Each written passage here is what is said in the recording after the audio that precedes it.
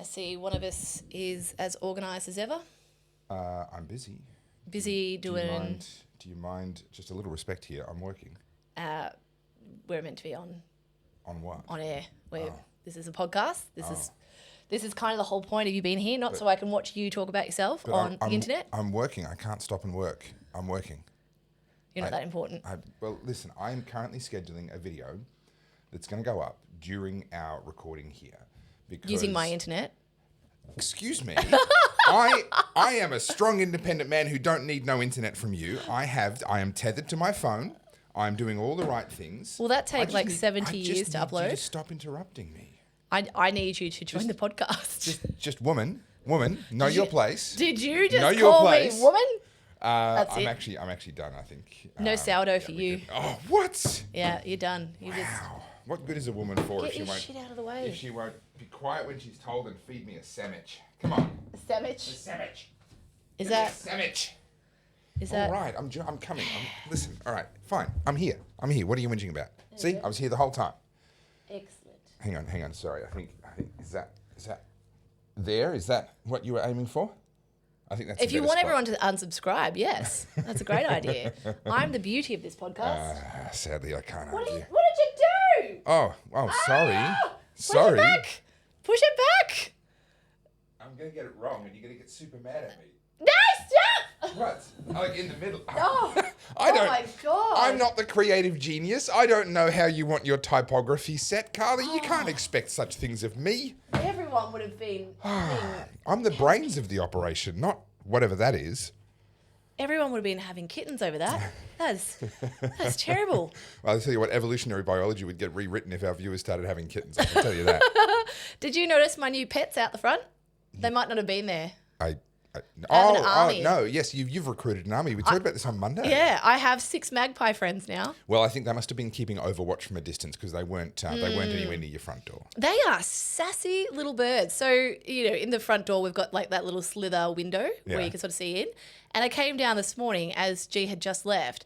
And I turned right to have a look, and there's this magpie just looking in the glass going, Oi, what are you doing? Yeah, feed me. I'm on their terms now. Yeah. I've signed up to this. You're on their schedule. And they, at the front door. So there was 4, now there's 6. And I would love to be able to have like a decoder where we could understand what they're saying because it sounds so pretty. Yeah. But it's honestly just like, feed us now or we will kill you. Yeah, feed us now or I will pull out your eyeball. That's right.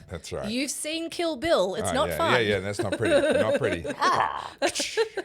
Do you remember that scene? Is it Daryl Hannah? And she already only has one eye because Taipei, or whatever his name is, Taipei pulled it out. Yep. And then Uma Thurman does the other. I remember that whole series. It was just the 2 films, wasn't it? There was Volume 1 and Volume 2. Brilliant. Okay, so there's a controversy with that. Oh. There is a scene that I'm sure I have seen in colour, but I can only find in black and white now. And it's this particularly bloody scene where she cuts up the Crazy 88. Yes.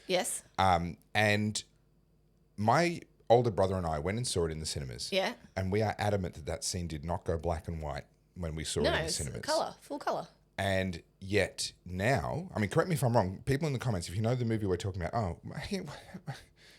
no. Hang on. Oh. What in the... Carly? Allow me. Carly, honestly. Just when I think I can trust you. Oh no. Yeah. Cut off its thing. Wow. Well, I'm all beer gut. I mean, I am all beer gut, but now I look like I'm all beer gut. Well, you're going to have to take that off because otherwise I'm going to point it at the wall for a minute as I fix this technical issue. We apologise for this break in transmission. Normal programming will resume just as soon as Carly gets her act together. I might have to... Just balance it on top for today. Yeah. Hang on. Is it back on you?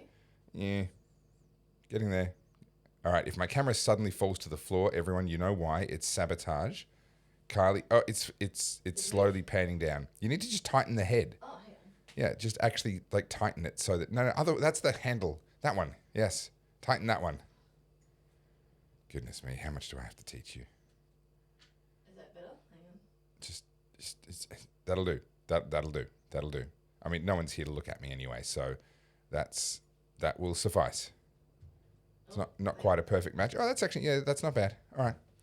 We'll go with that. Are you in focus though? No, but how often am I actually These cameras are a little bit weird. Sometimes I autofocus and sometimes I don't. It honestly wouldn't be. That's actually getting worse. It's literally focusing on me less with time, not more. What? I'm gone. No. What have you done? What have you done? Can we just have a Hey, there we go. episode where things don't break? Where things just work. Are you in focus? I'm in focus now. Don't touch it. Just it's slightly out of alignment, but you know what? I do not care at this point. Okay, There we so go. do you know what the issue with that camera is? You know how we had that really janky little thread for the tripod? Yeah. So since we've moved house, we can't get it back on because it's like Yeah, 2 yeah, millimeters too short. Yeah, it was just hanging on. I think that was my magic that got it on last time. Yeah. All right. Well, I mean, we're a bit of a mismatch this episode, but you know what? It wouldn't be the Oddcast without Well, something you could just odd. sit up. Oh, You can have better posture. You know what? I saw myself in the trailer for the Unemployables podcast. Yeah, that it wasn't I did with good. them. It's not a good angle for you. I was going to say that to you, but I wasn't going to be rude and say it on the I podcast. was slouching so badly. Yeah, like when you're like this. Their chairs are actually terrible. Their chairs, Are they? yeah. So, and I think it's the adjustment on the chair because they sit all quite upright, and I just think no one's ever actually sat there and got the guest chair into a good position. And I have to sit upright because my back hurts otherwise. So I have to. Oh no, I love a good slouch. If you're- I don't mind it at all. Hang on. Where are you? But yeah. you know, okay, that's not so bad. You know what I take comfort in is there's a guy he's brilliant, and he talks about advertising and marketing campaigns, and he's got this sort of very proper British accent, and he's got wild, terrible hair, and he is very significantly overweight, and yet every single time I see him pop up in my newsfeed, I always stop and have a listen to what he's got to say because he's brilliant. And I'm just like, you know what? Do I know this person? I can't think of his name. I wish I could because I'd love to give him credit. He's an absolute marketing genius, and what he has to say is always really insightful. And I just sit there and go, I don't look at him and what he's got to say because he's pretty. I like what he's got to say. So It's not about being pretty. I just want to create a brand where people admire my work in spite of me being a hideous slob. No, it's not. That's you're all hideous I'm slob. trying to do. So, as someone Is that who too much to ask? literally works in this space, it's not about trying to redefine you and giving you the Jeff Bezos makeover. What it is about positioning you where you want to be seen the most, right? So if you rock up in tracky dacks and, you've got coffee down the front of your shirt, no one's going to think you take yourself seriously. It's a perception thing. Look, you're not wrong, but I tried this once before. There's that whole thing about dress for the job you want. Yes. Apparently, showing up as Batman is not acceptable in a corporate environment. So No one wants to see you with your undies over your pants. I've been there. I've tried that. It doesn't work. No, it's like I was explaining this to G because, I care about fashion, but I'm not a fashionista, if that makes sense. I don't care about what's on trend. I like being nicely presented. I like nice clothes. And I think it's a big part of our self-expression. But when it comes to situations like this, like we're talking about contentious topics, we're talking about politics. Yeah. And if you give people easy ammunition to discredit you, they will take it. Okay, but one of the lessons I've learned is that if you don't give them easy ammunition, they'll make it up. So it makes no difference. Yeah, but I think give it to them or don't. It's not about appeasing your haters. It's about positioning yourself so that the positioning thing's valid. That's valid. Well, you put yourself in the opportunity of other podcasts. So you always kind of want to be aiming at that tier above you. And then that's how you sort of gain a little bit more credibility. So I need to be aiming for like 3 subscribers.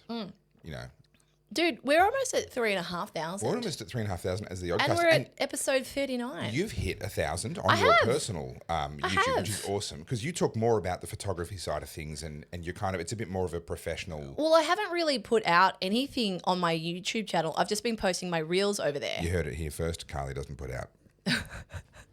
Not to anyone. No, you've derailed me. Sorry.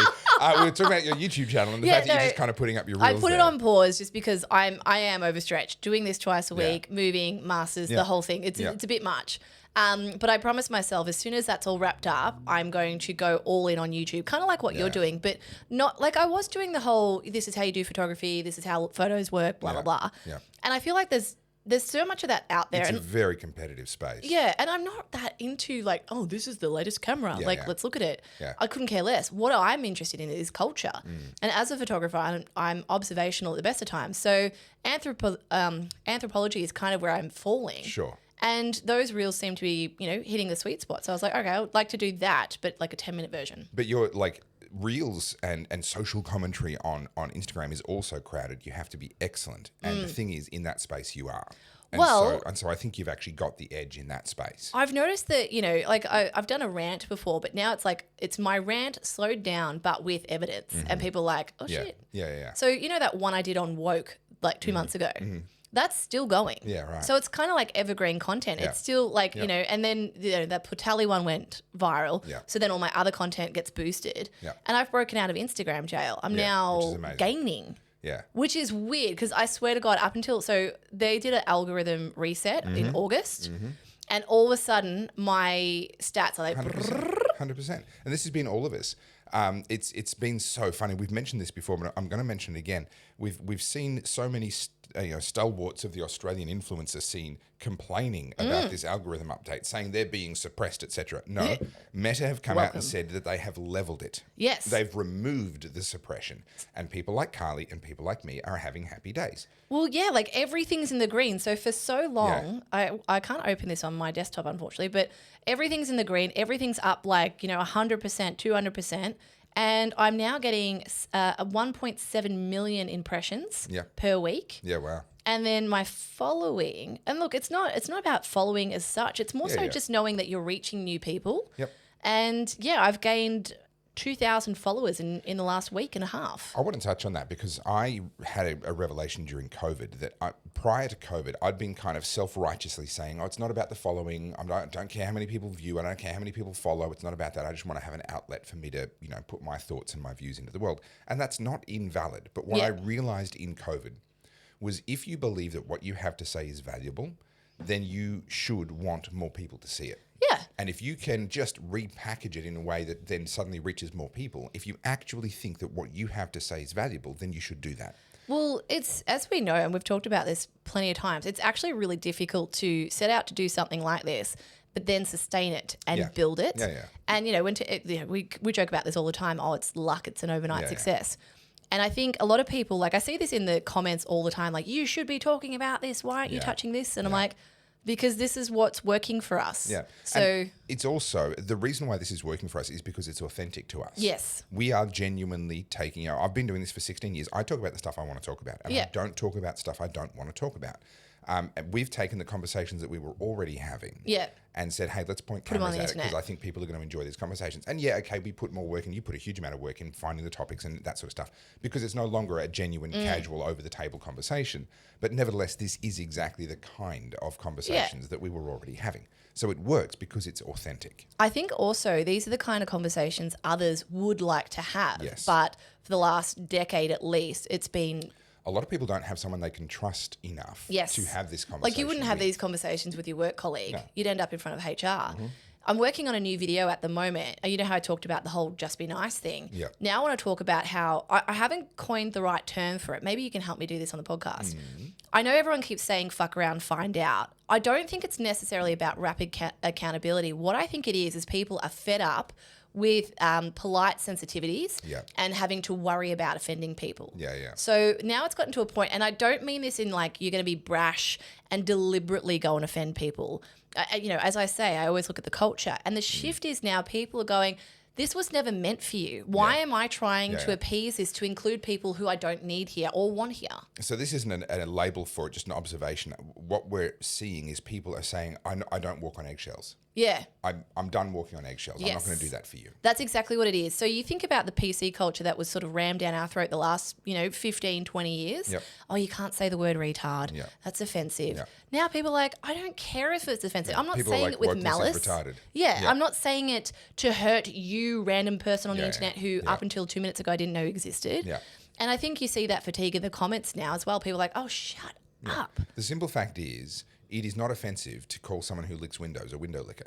That's a descriptive term. Well, and we've attached, and what happens is we attached all this insulting value to it. So then we replaced the word. We said, you can't, they're not retarded, they're special needs. Well, now calling someone special is an insult. Yes. What happens is the vocabulary shifts and then the meaning shifts. All of those terms, all of those meanings and insinuations attach themselves to the new word. So all we're doing is destroying more words. Let's just stick with the original ones. And just let it unfold and let let people speak freely, and just because you are overly sensitive. And the other part of it too is, woke was all about validating people's feelings. Yep. Because their self-esteem is so in the gutter that they need the world to validate it back to them. Man, that was a learned thing. They're not naturally inclined to do that. They've learned to lean into being a victim. Yeah. Gives you more attention. And I've said this before, and I know it ruffles a lot of feathers, but you can not like this, but it doesn't mean it's not true. Attention is the currency these days. Yeah. Attention on you is the ultimate currency. So a lot of people can't necessarily get attention out of doing something good. So they do the opposite. They're hyperbolic. They're outrageous. Yeah. And I was going to play you a video from Clem Ford, and maybe I'll pull it up quickly because it's pretty gross. We're starting the episode in the gutter, are we? We are, We're going because straight for the bottom. yeah, I mean, this is an example of people we kind of had touched on all of this. And this is why I say this is a huge cultural shift, because people have had a gutful. We realise that it's the end of progressivism. And so now they're all escalating it. It's getting a little bit more outrageous because that's all they got. Point of order, Your Honour. Yeah, what? We haven't done good news. We haven't gone good news. And we don't have a word, and you're trying to dive into the first topic of the day. I was just ready to go. All right, sorry, okay. Point of order, Your Honour. Can I finish my point? Do those things. Well, not by playing the video and stuff. Okay, fine. Yeah, no, let's. Hold on. I was fired up. Like, you were off to the races. My creatine has made my brain work better. Oh, you're okay. I'm really curious to know how that's going. Honestly, I don't say this often, but it has changed my life. Yeah. I cannot explain to you how much better I feel. Yeah. And I haven't been working out. So I'm a pretty consistent gym goer. Yeah. Nothing like I used to be. But now I gym to move my body, to maintain muscles, and I don't want to, be a hunchback when I'm older. Yeah. But obviously moving and stuff like that, I've just been exhausted. But having taken the creatine, I've realized that I feel like, lighter? Is that can I say it? I just feel like, And are you taking a standard dose that would be recommended for a gym goer, or are you taking more than that? I take 2 doses a day. Yep. So I take, and that's not over the top. It's I take it as a powder. Yep. It's creatine monohydrate or something like that. It came in a That's big the standard bag. one. Yeah. Yep. And so I take it in the morning, and then if I want to go to the gym, I take it to go to the gym as well. Because there are people talking about taking it in. Look, don't quote me. I think it was 5 milligrams is a normal dose, and they were talking about taking 20 or 25 milligrams. I think I take 50. Well, I take 15 grams of the scoop. I don't know if that's how much creatine's in the scoop. Is in the scoop. Yeah, but it's 15 grams of the scoop. But yeah, there are people talking about how quite a significant dose, compared to what is considered a gym goer's dose, a significant dose actually works wonders for the brain. I work way better. I feel like my body feels way better on a very high protein diet. The problem with that is it's either expensive to do it from a meat base, but it's also so much preparation. So when I used to do CrossFit, I was paleo. So if I didn't eat heaps of meat, I was hungry all the time because you're not having the carbs. Yeah. And you don't want to have too much fat because then you're overeating the calories. And that's the classic keto faux pas. Yeah. You go, oh, well, I can't have carbs anymore, so I'll go have all these keto-ish desserts. And then you go, why am I still putting on weight? Because of the fat content is huge. So you eat more protein. And if I could, I would eat red meat for breakfast and I would eat red meat for dinner every night. It's just too expensive. I can't maintain that. If you have one of those farm-to-table boxes and you're a cow farmer, meat farmer, cattle farmer. That was the word I was looking for. I was like, it'll come to me. Yep. You do the moo meat. Moo meat. I would love to sing your praises here on this podcast if that means that I don't have to pay hundreds of dollars a week for beef. Pick a number from 1 to 26. Don't overthink it. 10. 10.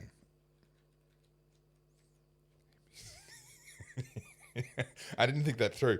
All right. Okay. So that's the letter J. What are you doing? I'm just doing it a different way. Oh, okay. All right. To make sure we get words that we don't normally get. Yep. Well, because the book wants to stop in certain places, and so we're going to get Okay. So pick a number from 1 to. I think people need to see what you're doing. 1 to 3. 3.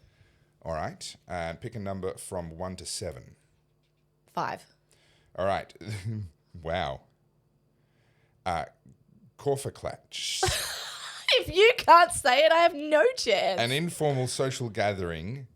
Hang on, spell it for me. Okay. Kaffeeeklatasch. Hang on. Whoa. Kaff. EE. EE. KLA. I got it. Is that German? it looks like kaffeeklatsch to me. Kaffeeklatsch. Yeah, kaffeeklatsch. Kaffeeklatsch. An informal Kaffeeklatsch. social gathering, typically including coffee and gossip. Kaffeeklatsch. That's what I do. That's my entire life summarized in a word. That is an incredibly useful word. Kaffeeklatsch. Wow. There is no way I'm going to use that. Well, no, listen, I'm leaving the book open because you've got it open in a tab. I'm leaving the book open. No, you can do that. I just needed to look at the word. Kaffeeklatsch. So we've talked about my dyslexia before. Yeah. That is exactly how I would spell something. If someone was like, spell this out, I'll be like, And can I just say, we would never have got to that word using the flick method. No. Can I just say that is a good advertisement for my alternative method.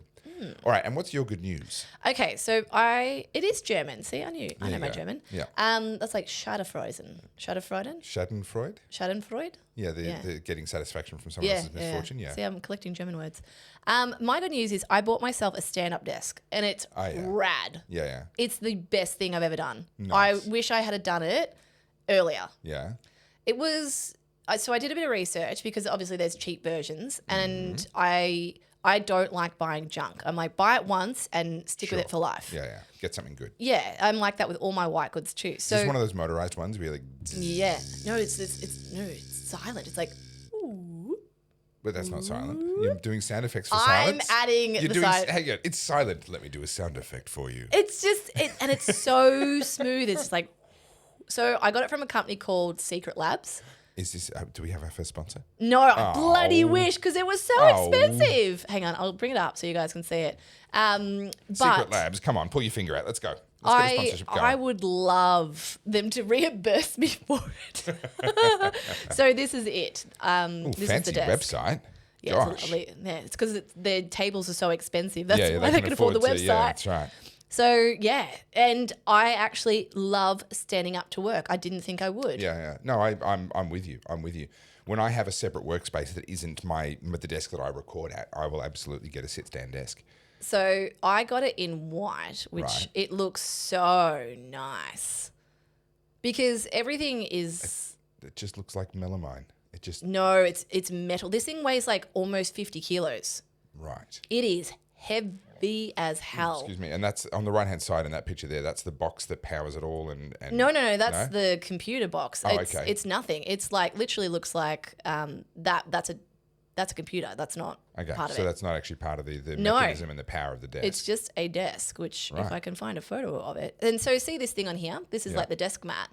That is magnetic. So the whole table is metal. Right. And then the desk pad is a magnet. So the whole thing sits flush and neat. And then at the back here, listen to me, I'm selling it to you guys. So this is where all their cable management. Yeah, but it's quite deep. So underneath you've got like this little bracket that holds your power boards. Yeah. And then the power board plugs into the back of the desk. So you only have one cord coming off your desk down the bottom. Yeah. So it ties up all your cables. I've got a desk rise already. I didn't need to buy theirs.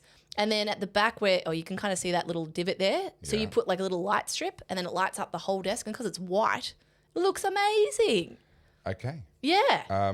So that's my good news. All right. So let's, my good news is we're going to have our first sponsor soon because Carly just did a free ad for them. I did. And yeah, so it looks like that. So I've got like the little white, the little light cable there and it looks way cool because it's white. But guys, if you've been on the fence about getting a stand-up desk, I am a convert. Yeah. Yeah. You have a second piece of good news. I walked past it on my way in. Boxes full of your good news. Yes. Oh, my hoodies. Yes, my hoodies for the fundraising for my exhibition have gone out. And I sent Topher a message saying this feels like 2018 where men are still men. Yep. No one knows what a fascist is. Yep. And I'm working with China. I'm doing business with China. For those who don't know, I used to have a clothing company. So. Yeah. But it was very cool to come, to come up to the front door and just see all these boxes sitting there, the packages sitting there ready to go out to your adoring fans. Well, as is always the way. So I did that, and I feel like, I don't know if you're like this when you promote stuff, although you're a grifter, so maybe not. I try and not post it too often. I don't want people to feel like I'm constantly like, buy this, buy this. But then what happens is, like, it's not the same people who are seeing your content every single day. That's right. And so people miss out. And so I posted they're here, they're going out, and a huge amount of people like, I wish I got one. How do I get one? So this is a real problem. And I've taken now to posting the link to buy my books and buy me a coffee on almost everything. Yeah. Because for a long time I didn't. And I was like, it's just like, I don't want more than 1 in every 10 posts to be like a sales post. The thing is, by their nature, those posts don't reach a lot of people. Yeah. Which means that there's an awful lot of people that actually would like to know about it that never hear about it. Yes. And so then you get the flip side, which is people going, oh, well, you're always selling. Every single post is a sale. No, every single post I'm offering value. Like I just put up a video earlier today, the one that I told you about on Monday, using poker chips to explain the energy market's bid stack system. And the feedback in the comments is like, this is amazing. This is the greatest explanation I haven't I've ever watched that seen. yet. Well, tut, Carly. Tut. How have you spent your morning? Yes. I know I put that up while I literally uploaded it to the global interweb while I was in the car flying down the freeway at 110 kilometers an hour. And so that's what I do. Like I bring value every single thing I put up. I'm thinking about how is this enriching the lives of the person that reads it? But if I'm doing that, then I think it becomes fair to go, well, also, here's how you can say thank you if you choose to do so because you want to. Well, not on the risk, at the risk of like boring people with this topic again. And this doesn't just relate to me and Topher. It just relates to all the independent creators as it is. The more we are supported by the base, the more we can maintain our independence. Yeah, that's right. Right? If you start getting to a point where you have to take on the brands and then the brand's like, oh, we don't really want you to do that video. No, I prefer you wouldn't do that. We're going to have to do the podcast standing up so that we can make the desk go up and then down and then up and then down the whole podcast long. I'm not a gamer, but they do these really fancy, like they're a gaming website, right? So they do these really fancy chairs for people who spend hours doing esports. Yeah. I did not know that was a thing, esports. Esports is massive. Yeah. And particularly in South Korea, it seems to be a particularly massive thing in Asia, but it is huge right around the world. These people are as big as soccer stars in South America. These people are enormous megastars. Like, just look at this. I didn't realize that office chairs could be so expensive. They're $1,000. Yeah. They're probably quite good. I'm sure they're very comfortable. But this is like, so they do gamer stuff, which is why, people sitting for long points of time. Yeah. No, it's nuts. And they will literally have commentators on gaming, on online gaming, or they'll come to conventions and they'll all be in the same room on a LAN. Yeah. And they'll be measuring the click rate and various other metrics to see who's, performing how quick you're well. on. You'd hate to have some latency in the internet. Oh, yeah. Well, that's everything would be plugged in via wires, surely. Well, and people pay a fortune to save milliseconds. Anyway, now we are. I'm not counting that as a tangent. That was. Hang on, one more thing. What? Just if anyone's interested, since I've grifted, they are here. You can go onto my carlsjsoda.com and don't say I haven't told you because I won't be doing the hoodies again. So I've added them back in. Yep. And a lot of people in Queensland wanted T-shirts. Yep. So I can understand that. I've added T-shirts in. Yep. But yeah, I was really happy with that because that's how I'm basically funding doing the exhibition. Well, that relates to my good news. My good news hasn't happened yet, but my good news is happening today. Okay. And I have a sneaking suspicion that you're going to do it to me during the podcast. We can. Which scares me a little bit. Oh, because I haven't seen these yet. We get a live reaction. But you are apparently going to show me today the new Topher merch designs. Yes. I have not laid eyes on these. Your brain works very differently to mine. I don't know how I'm going to react. Do you want to see them now? Well, the scary thought is, what if I hate them, but the audience reaction and the comments that you get when this goes live tonight is like, that's amazing, we want one. Well, and I'm sitting here going... at the end of the day, it's what the audience wants. And you got to give them what they want. And where they're going to spend their money. Okay, so everyone get your keyboards at the ready. Get ready to type some reactions as Carly goes through what is apparently going to be my new merch line. So... there are 3 designs that I haven't quite finished yet. So there's still ideas. Okay. So we'll start with, I'll show you how I work, right? So let's start Let's do this. All right. So this is Adobe Illustrator. So what's the first thing we think of when we think of Topher Field? I'll take the guides off. Whiskey and cigars. Right. Yeah. So I want to do think free with this. I'm just not sure on the typography and how big to make it. Yeah. So we're going to play with this. Could the smoke be the TF? Yeah, no, probably not. Okay, I was thinking it would go on the glass or something like that, but it took me ages to draw this, so I'm just gonna, know. Okay. Sit in it for a little while, let it mature. Yeah. So, and this is the way I work. So if I zoom out, you can see there's a lot of shit on that page. Yeah. So I put ideas down. I'll come back to that one. I'll move around, and then I've taken your old ones. Yep. And are we showing them your branding? It's on there. Well, it's on there. Look, I mean, hey, everybody, sneak peek. So I've taken your branding. old designs and added the new colours. I like that because that's an evolution, but not a radical departure. We've still, in this case, we're keeping the all capital typography, that slightly more confrontational thing. However, it needs to have the quote marks. It has to be a quote from history. No, we've got a different one. Well, that's not. Oh, yeah, sorry, history. Yeah. That one's got to be a quote from history. Yeah, isn't that the design? I've dropped something off. Yeah, you've dropped the there it is, there. dash history underneath. Yeah. So the dash history, that's crucial. It doesn't work without it. Okay. Well, we'll do that. He's dropped off. There you go. Ladies and gentlemen, we are literally working in real time. Don't hold that against Carly. This is literally, I'm seeing this stuff for the first time. Imagine if everyone thinks it's shit. Well, they will tell me in the comments. They will tell us, yes, absolutely. Yeah, there you go. Sorry, that should be there. Yeah, all right. So I love this one, but I've made it brighter so that you can see it. So it's just like good people break bad laws, and it's going to be done as a pattern. And it'll be used on certain things. Yeah. So it's like a background texture almost. Yeah. Yeah. So I've made it like it won't be that obvious. Like we'll probably make it go super transparent. Like, that becomes a background behind a workbook that I might do in the future or other stuff like that. It could even make a really cool cover if you want to redo the. Do you want to redo the covers with the new branding? Not at this point. That's not a priority. Yeah. I may end up re-releasing both books with some more substantial updates. It'll be like a second edition. Second edition. And then obviously we can't change the good designs that everyone loves. No, that's right. And I will be keeping the original design in its current form until I clear out of stock. Yeah. And I've got a fair bit of stock of that. So we're not going to get rid of the original Good People Break Bad Laws yet, but this is the new one. Just a current version. Yep. And then I really like this one. I'm hoping you pick it up straight away. I'll put it in the center page. Make sense of the nonsense, Topher. Are you getting the no symbolism? No, I'm not. Well, I mean, it's a cross. That's exactly it. Okay. Yeah. Okay. So it's a cross without being overtly Christian, Yeah. right? Yep. So it's a subtle nod to your values. Yeah. And then if we add it to a T-shirt, it looks sick. Okay, so that's heading in the direction. I really like this because one of the references that I've got in my head of two brands that I consider to be very, very successful examples of clothing brands that have transcended their origin would be Kiss Chasey, KSCY, and Nina and Pasadena, NXP. And I've mentioned this to my wife a couple of times, and she's like, I never see them anywhere. And then I start to point them out. We went to a school function for my son's school, and there were all the other parents there. And I'm like, there's a Nina and Pasadena top. That's Kiss Chasey over there. That's another Kiss Chasey over there. Because they're in a lot of the... They're in the department stores. Yeah, department stores. They've completely transcended their origin. People are wearing it just because they look at it and go, oh, that looks cool. Yeah. And they've got no idea. Well, this is the ultimate thing with merch. Like, you're always going to have some outlandish merch, but you want to have subtle stuff that people... I call it the supermarket test. Yeah, correct. Would people wear it to the supermarket? Yeah. And now, a lot of my current stuff is too confrontational. That's what I mean. It's it really suits certain contexts and it really suits like this is people. Great to wear to a protest or a political thing. But are you going to wear that to your kids' parent-teacher? To Christmas to start an argument? You bet I would. You bet I would.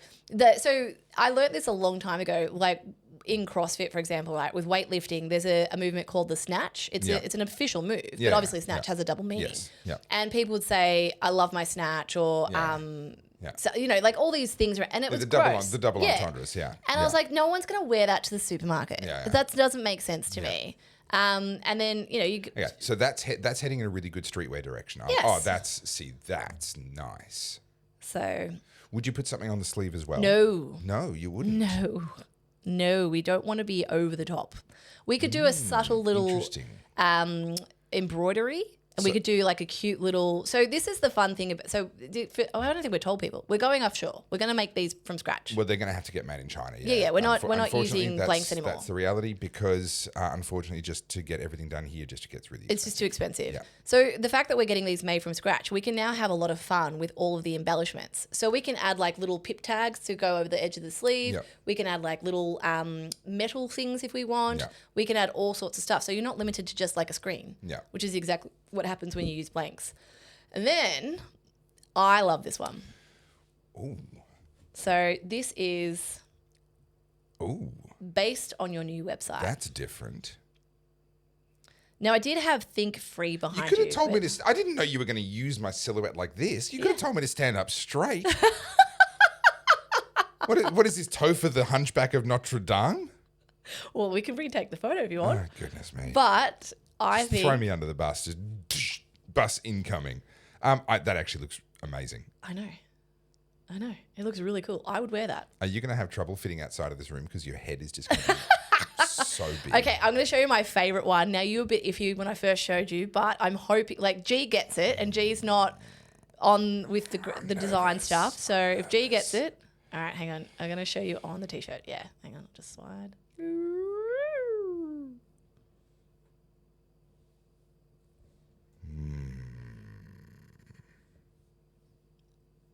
Okay, so vertically it becomes the pages of a book, which I like more than how you presented it to me the first time. Ooh. Tell me you guys get this. I mean, I get it. I get it. History repeating itself. History's repeating itself. So it's got to be the quote in order for history to be repeating itself. Yes. I mean, it makes sense. I don't know, guys. This is going to have to go down to audience vote. You've got to get in the comments and tell me. I just think it's Would a you bloody wear it? cool shirt. It's a very cool design. I know. It's a very cool, like from a design standpoint, 10 out of 10. Thank you. 10 out of 10. Can you imagine, so this is the thing, right? You can wear that and it looks cool and it's not overtly political. It's not overtly political, yes. That's the whole point. I'm trying to be subtle. Can you show me the front of those? Is that just the new Topher Field look? So the brand. Yeah. But on some, it's going to say Topher Field, and on others, it'll just be TF. Yeah. So this is your monogram. Yeah. A lot of work went into that. Guys. A lot of people are going to hate it. Some people are going to love it. Excuse me, but a lot of work went into that. What people don't understand when it comes to graphic design is it's not just about does it look good. It's like, what does it convey? What's Can the this story? be shrunk down to tiny? Can it be blown up really big? What context is each one of these things going to be used Can in? it be reversed out? Can it be printed on everything? Like there is so much that goes into the consideration of the final outlay of stuff. Okay, that is a fantastic new brand direction. And then what we have is, so I'm trying to keep it limited. We're doing this as a collection. Yeah. So this collection will be available hopefully for Christmas, depending China. So if they get their act together. Yep. Samples will be ordered today. And then from there, you'll have caps, you'll have drink bottles, you'll have mugs, you will have hoodies, T-shirts, and then coming into next collection, there'll be even more. Yep. So. Yeah, wow. Okay. All right, everyone, jump in the comments. Let me know what you think. What if everyone hates it? And they're going to tell me too. They're going to be like, shoot. I actually quite liked this one too. That's actually really cool. So. So I still want to do my history. That's one. this one. No. I want it to be more obvious, overt than that. But anyway, that's that. Let's stick with what you've done because we have to keep it limited because I can't afford to have something that just doesn't sell and then I've just got all the stock on hand. What I would like to know is, guys, we were going to do these in black and white, but I love a navy shirt on a man. I love a khaki. Okay. Are we going to throw some colours? If we start throwing colours in men's and women's cuts, men's and women's hoodies. You've basically got a clothing label. I know, and I have to get like 1 billion of each. No, you don't. And That's not how this works. Therefore, I am literally selling the state of Victoria in order to fund... That's why, this is the thing, right? You talk about Nina Pasadena and Kiss Chasey. Yeah. No one needs to know who you are to wear that. No. That's awesome. That is a great design. That's what you want to get to. Do you remember the No Fear? It's winning me over. Yeah. Remember No Fear? Yeah. Everyone had No Fear shirts. Yeah. Everyone. And every time there was a new design, people would run up to go and buy it. Yeah. So that's what you want to get to. You want to get to a point where your brand is actually cooler, it's bigger than you. Yes, I agree. It needs to. And that means it needs to be able to detach from me. Now, we need to do that gradually because all in one step is too much. But I think this is a great partway step. Yeah, and we've still got we've got the 1984 one. I was working. What about it? I was going to ask. About where is it? Because that's a popular design, and that's honestly that's my favorite. It's the cleverest design that I think I have in terms of the slogan. Yeah, I like the slogan. I was coming up with a new version, and I wanted to have the quill because the whole 1776 and signing of the Declaration of Independence. But I'm trying to make this work, so I'm trying to side by side where you just had it a second ago next to the knot. It doesn't work for me. I really liked this idea. Where are we? This. With the gradient, but imagine that as your gradient. And then I was looking at these old school designs. I don't know if this is your brand. This is a bit too... So go back to the one that you're working on, the Too Much 94. What if the light and the quill were actually in behind, probably physically larger, and they were actually in behind the text? No, I don't like it. No. It's design sessions with Carly. No. For those of you that are listening to the podcast, this last 20 minutes must have been horrific.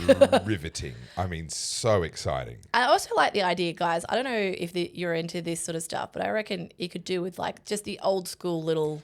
Yeah. Oversized logo on the back. Oh, you guys can't see deal. that. Yeah. Just like, and then, you know, this is like your typical t-shirt design. Yeah. But Nice. do we want some colour? Like, do we want, you know, guys, let us know in the comments. Do you want some navy? Gosh, do you want... Just trying to bankrupt me. I'm going to just bring in every colour under the sun. I tell you what, hot pink was popular. In the Good People Break Bad Laws, hot pink as a ladies' cut. That was quite popular. But I wonder, do we do some of that stuff as a limited edition just so that I don't get stuck with stock? So the what we do is, you know, we're building a good relationship with our manufacturers, and once we have our key designs, once we look at the stock levels, we go, all right, we'll do a rerun. Yeah. But whilst we're filling up the blacks, we go, all right, let's do a limited edition. a quick run of 20. Hot pink ladies' cut, whatever. Because if they're already screen printing, like what's adding some pink in there? Okay. Yeah. Anyway, all right. Was it good news? Did it turn out to be good news? I think that's great news. I love the direction it's going. I've got to say that history one grew on me pretty quickly. I was pretty chuffed with myself. Now I was I'm like, like, yeah, okay, all right. That's a cool right, shirt. yeah. I would wear that. And actually, I think like there's a strong contingent, and forgive me for like offending you guys. I'm not trying to, but like those of you who watch this podcast, you're in our echo chamber. That's what this is, right? Yeah. We all sort of feel the same way ideologically. What that shirt could do is bring in more and more people. It's a nice like olive branch, I guess, to people, because you don't necessarily need to be conservative to know that history repeats itself. Yeah, that's right. Right? That's like right. you could be middle of the road and just be like, that's a really cool shirt. And then it's a conversation Some people starter. probably think it's a reference to Donald Trump and fascism. Wow. Yeah, people will. It's a Rorschach test. People will interpret into it whatever meaning 100%. they presume. Did I tell you the theory I have with shoes? Have I told you this theory? I don't believe so, but boy, am I excited. I actually want to go down. Actually, can you entertain the crowd for like 2 minutes? Oh, really? I'll be right back. No. Well, hang on. You got to give me like I mean, now we're staring at what? The screen just stopped working. What did you do? You're the one that ran past everything. Excuse us while we have an argument for a minute, shouting through the house while Carly's down the bottom. Well, thanks for throwing me under the bus, Carly, without any notice and with no segue. Like, this is the thing. If we'd at least, like, if we had just, no, it came back on. I think you just sort of disturbed it. If we had just entered a new topic, yes, I could have rolled with that and just given the people what they wanted for a few minutes. But no, we were on you, and then you said, hey, buddy, dance, monkey, dance. Clash the cymbals for a minute. This is a live show, and okay. It's a live record, but yeah. My heart is racing now. I shouldn't have run up this. Well, it's because you're so excited about these shoes, apparently. So, that's a very big box for shoes. You're going to is. show people the box. This is the box of shame. This is a serious, like, that's got to be some boots. There's got to be some boots in there. And then if I turn around, people are going to be like, hang on a minute, we've given her too much money. I will explain in a second. Whoa, people, we've given her too much money. Now, for the record, these are not mine. I don't get to keep these. Oh. I wish I did. Maybe I will. Maybe Lauren will forget that she gave them to me. Ha ha ha! Saint Laurent Saint Laurent. will forget that she gave them to you? So, my girlfriend, Loz James, was given these as a gift. And they're the kind of shoes you don't wear very often.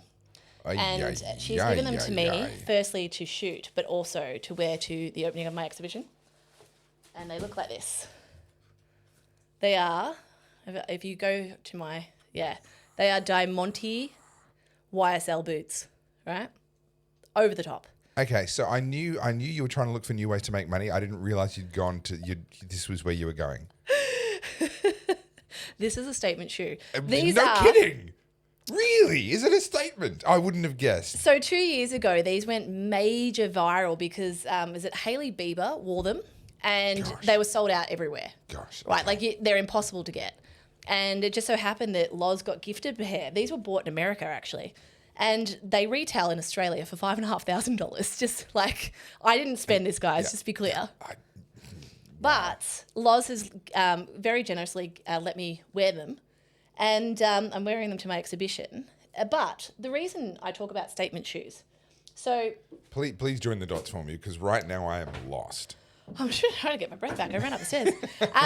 So When it comes to networking, and this is really great for people who are introverted. I'm not introverted, but I actually am quite shy, particularly if I feel like I'm in a room where I'm out of my depth. Yep. So like ARC, for example, I was fine because I had my armor on. I had my cameras. You had the camera, And it's like an easy way to sort of break, hey guys, excuse me, I'm going to take your photo, and then you can have a chat. You've got context. Yeah, whereas if I was going to ARC as a guest, I would be like, oh my God, why am I here? What am I doing? And I get nervous. I think that's very normal. So I have this theory that I wear statement shoes, and this is something I've done my whole life. And it started out, I didn't know why I did it. I've told you the orange runners before, right? Yeah. So now I don't do it very often. I don't go and just buy designer shoes. I buy something that I like, but it usually is quite outlandish, right? Yeah. So I've got these Alexander McQueen pumps that I bought years ago. They're iridescent. They've got spikes on the top. You know the shoes I'm talking about. Yeah. And it's funny because I don't know if you've noticed this, but most people look at your feet. Most people spend their time looking down, and they notice your feet before your face. Right. And so if you're walking around and everyone else has got like black shoes on, brown shoes, like, nondescript, not very interesting shoes, and all of a sudden someone walks past with a pair of iridescent shoes with friggin' metallic spikes on the front, you're going to be like, who's that girl? And so I don't know if you remember this. Bless you. Excuse me. We went to the Diary of a CEO live show here in Melbourne. I remember. I wore those shoes. I was going to say that's where I know the shoes from, And like 15 people stopped ridiculous. Me. It was ridiculous. Those shoes are amazing. And even like we were walking to our seats and like, excuse me guys, excuse me. People are like, wow, those shoes. Yeah. It's an automatic icebreaker. Yeah. And so that's like my number one networking tool. Yeah. If I'm going somewhere where I feel like I need to, you got to kind of put that armor on to meet people. Yeah. I hide behind my shoes. But different shoes are going to get different reactions. Like those iridescent ones, they get that kind of wow. Yeah. Like that's spectacular. What the fuck? I haven't seen someone wearing unicorn shoes, since they were 5 years old kind of reaction. Whereas I think those Alexander McQueen ones that the YSL ones. The YSL ones that you were just showing me, getting a different reaction. It's going to be more like, what's your rate for half an hour? Like it's sort of different shoes sort of tell a different story. I'm going to wear them under my mermaid pants. Which, by the way, I should just show you. My wardrobe's right here. We're doing a runway show, everybody. So I showed G these shoes. I'll literally grab them. They're right here. I don't. So I regret this tangent. I'm sorry, everybody. I'm sorry. I showed them to G online. He's like, absolutely not. And then I bought them and tried them on. He's like, actually look really good. They make your butt look good. So I'm going to wear those under because I'm not a tart. But I just thought it was funny because Loz is like, oh, you're going to love these shoes. But that's a really cool way of standing out, which is why merch like this, if it's interesting and it's not offensive, it's a great conversation starter or an icebreaker, Well, it is also exactly what you said you wanted to do with the brand when I came to you, which was to make it a little less confrontational, which I think is necessary. If I'm going to try and break into a bigger audience and reach more people, the confrontational, all caps, dark blue, black and white base color kind of style was a necessary and appropriate brand during the confrontation of COVID and coming out of all of that. Now I'm trying to obviously I'm not letting go of all of that. That needs to be talked about. But I need to continue talking about the things that are new, the things that are relevant, the things that are happening now, digital ID and all the climate change stuff. Like all of that needs to be talked about as well. So I need something that's less confrontational because that's not the phase that we're in right now. Well, not only that, like when we first designed your brand, it was during the COVID lockdown, so it was designed to be confrontational. But now, when you got people who are just going to a cafe clutch and they're catching up with each other, and me. I was just working on it. Damn you. Damn you. It worked in so well. I know. I should have seen that coming because I literally was just reviewing the word a minute ago. But did I say it right? Cafe clutch? I think you did. But can I also say... Yes. Yeah, can I also say that I suddenly realised that I know why you're beating me at this game now. Why? Because on the back it says the most salient word book for aspiring intellectuals. Oh. I've already made it, and so that's you're already why, a dumbass. That's why you're still the aspiring one, and that's why you're doing so much better.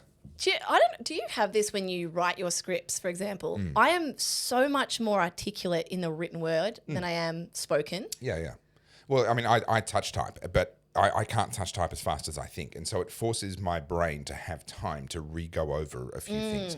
Then if I review it a second time, because I'll make touch typing errors and so forth. And every now and again, my grammar will be incorrect, particularly if it becomes a longer kind of compound sentence. And so I'll go through a second time and just correct that. And at that point, it really is kind of almost done. It's almost publishable. Yeah, I need a publisher to go through and they'll find other things. But it's, I find just that slowness. I'm slowed down by my typing. I'm only about a 60, 70 word a minute typer. And so therefore my brain just has to slow down to that speed. And I do. I write a lot better. I've noticed this because there's an AI program that I started playing with. It's called Originality, and it basically checks for plagiarism and AI written copy. Yeah. And it's not perfect because obviously AI is learning off human writing. Yeah. So It's also learning off AI now. That's the problem. Yeah. So there can sometimes be false positives, and because the nature of ChatGPT content now, you guys know if it's ChatGPT, it just sounds AI. And there's a guy, I've mentioned it before, he does a podcast. He's on our side of the fence, but the whole script is AI. And I'm like, dude, please just rewrite it in your words because it sounds like... it sounds AI. Yep. And I don't want to listen to your content. Yep. I guarantee you've got good things to say, but the AI script is intolerable. But the problem is now a lot of people who maybe don't know it's AI are hearing these phrases and then they're being repeated. So it's making its way into everyone's vernacular. Yep. And like, for example, AI loves to do, I don't know what you call this, but it's not a if, it's a blah, those kind of pinpoint statements. And so now you see people saying things, it's not about this, it's actually about that. And I'm like, oh, that's AI. Sorry. I've done my good news. Yeah, we've done Cafe Clash. You've done yours. We've done a tangent. You've done the word. We've had a tangent. We've had a show and tell. I refuse to sing the song just off that tangent. The shoes are too traumatic. I'll sing it later for a different tangent. Now, would you like to come back to my Clementine Ford video? To the Clementine Ford video. All right. So when I say we're in the throes of the dying animal, I believe this video is one of it. So I'm going to show you this, and most people are going to be outraged. Don't bother. Yeah. This is performative for a reason. Yeah. If it's bring it up, there we go. Okay. So it's old mate. I'll have to refresh the screen, and here we go. I forgive him.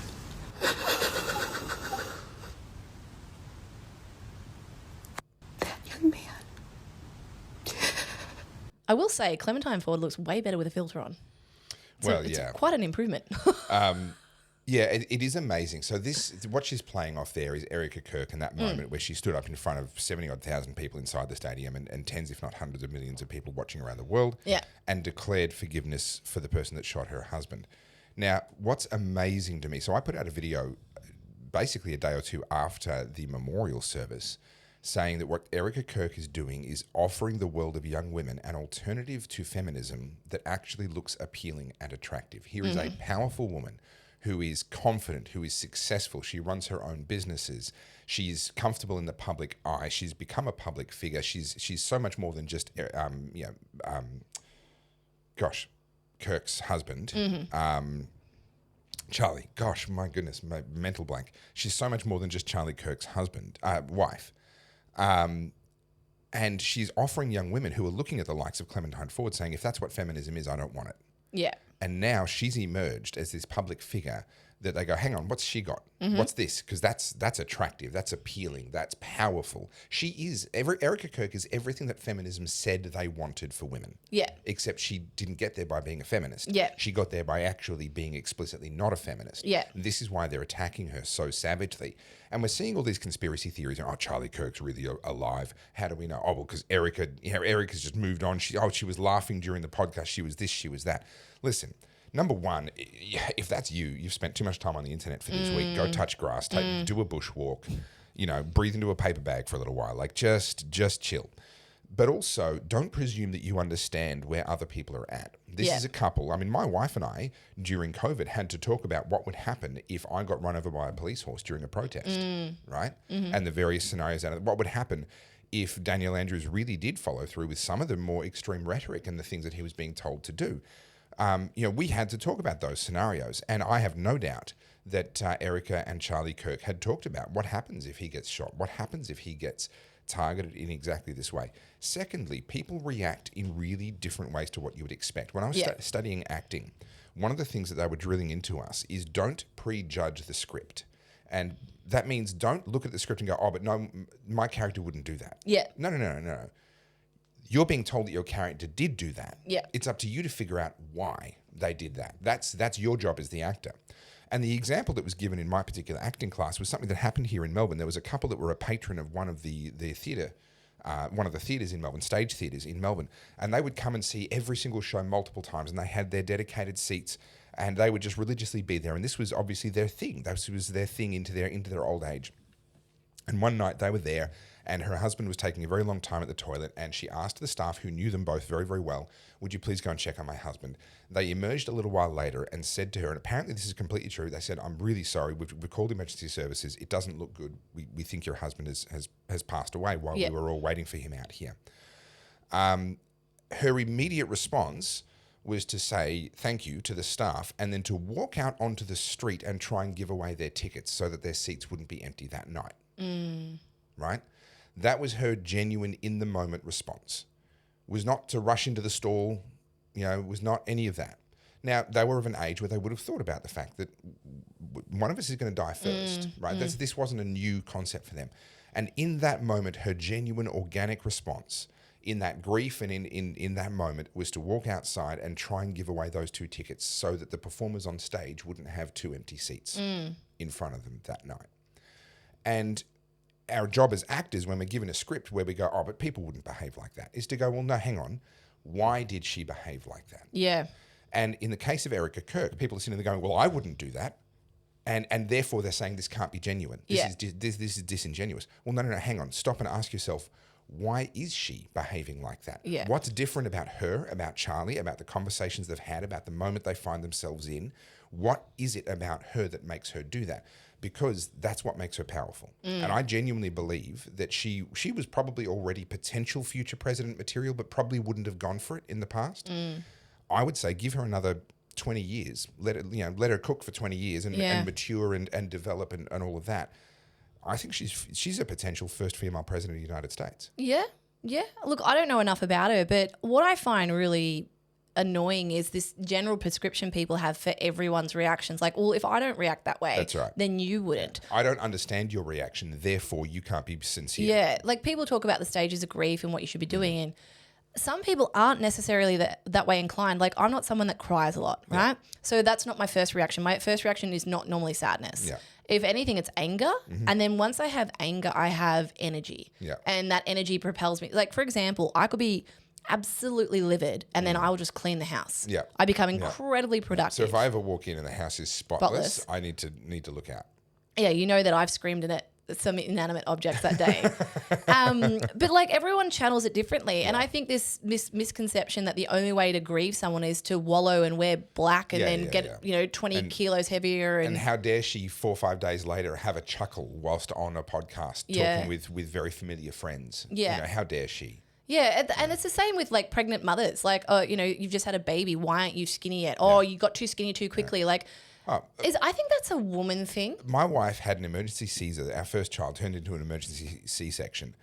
Literally the day we got, actually no, it was while we were in the hospital, she wanted her laptop. Sounds like Eddie. Yeah, to keep working, right? Yeah. And is that a healthy reaction? Oh, maybe not. Maybe it is. Maybe that is part of what helps her to get through. Sometimes in traumatic events, like a birth is quite traumatic. Yeah. You want a degree of normalcy. Yeah, you're reaching for that familiar thing. And for her, that was it. And again, I could sit there and prejudge that reaction, say, oh, you're not supposed to behave that way. I don't think that's a very healthy response from me. Okay, we could argue about whether that's a healthy response from her, but I think for me to turn around and go, oh, no, you shouldn't do that. Let me tell you how you should be feeling and what you should be wanting in this moment would then be a very unhealthy response from me. So, Erica Kirk has responded the way that she has. She's stepping up. She's determined to make sure that what Charlie died for doesn't fall flat, doesn't fall over. She's determined I think she also understands that there is enormous momentum and that there's a window of opportunity. Charlie would be saying, go, run. Absolutely. And that I think is a really good litmus test, is to say, well, she would know better than almost anyone, probably anyone, what Charlie would have wanted. Yeah. And my guess is that she's probably doing that. She's probably using that as a reference point in almost everything that she does to then say, well, what would Charlie have wanted? Yeah. And I think she would be doing her best to fulfill that. And for Clementine Ford to turn around and mock that for clout. Let's be honest. It's just That's the only reason she did it. It's clout. meat for the base, and also she knows that it's going to fire people up. And there was no commentary around it. There was no observation. There was no insight. There was no attempt to put any kind of a case. It was purely for the base. She wasn't trying to influence anybody else. It was purely red meat for the base. Yeah. And this is what's making feminism really desperately unattractive all of a sudden. And I want to contrast this to Pete Hegseth, but I want to play you a couple more because I know a lot of people feel like this is never going to end. We're going into dark times, but you've got to find these little glimmers as they pop up. So another one, friend of the show, Abby Chatfield. Oh, goodness. We're starting with all our favourites today. Getting them all out of the way. We're not going to go too much into this, but I just want you to watch this video. This is the kind of content these people are putting out. Hang on, sorry. I love abortion. And I did a video today where the sound said, I love abortion. And people in the comments were a little bit upset, saying that I shouldn't say that I love abortion. I should say that I tolerate abortion, or that I support someone's choice to have an abortion. But the reality is I love abortion. So first of all, don't tell me what to say. I heard the same sound as you. I knew what it said. I obviously agree that I love abortion. Don't tell me how to word it. But I also have reasons to love abortion. And I think if you're pro-choice, you should love the medical procedure of having an abortion. And this is not normal. Many reasons. And if you say that you are pro-choice, yet you go, well, I'm not going to say that I love it or celebrate it, then you aren't quite there. You're not quite as far as you should be. Because realistically, you still have a lot of shame around abortion and you still see some sort of loss from an abortion. First of all, obviously having an abortion is not something that people go, yeah, abortion time, get it out of me. But people often report feeling relieved post-abortion. So I can't play much more. Yeah, I'm amazed you played as much as you did. She's clearly trying to work that whole phrase, I love abortion, into that as often as she possibly can. For repetition. For dramatic effect and for, to try and get under people's skin. But I would love to see a study done, and this would be, I don't believe such studies have been done. Maybe they have. I haven't come across them. I would love to see a study done into the association between women who have had abortion and women with borderline personality disorder. They're in my limited experience, in my, lived experience, the women that I have known that are upfront about abortion and support abortion, and specifically upfront about the fact that they've had one, are very disproportionately likely to have a recognised, diagnosed borderline personality issue. I can't speak to this because I've literally never been pregnant, never needed to have an abortion. And I'm going to say something that's probably going to upset a lot of the females watching. It's really not that hard to not get pregnant. Like, it's really not rocket science. It doesn't just, whoops-a-daisies. Like, if you're careless, if you're reckless, if you're not paying attention. Yeah. But, I've also never been on contraception, so read between the lines, and never been pregnant. Yeah. Somehow I've managed to figure it out. Yeah, so you're still, you're celibate? I'm still a virgin. Yeah.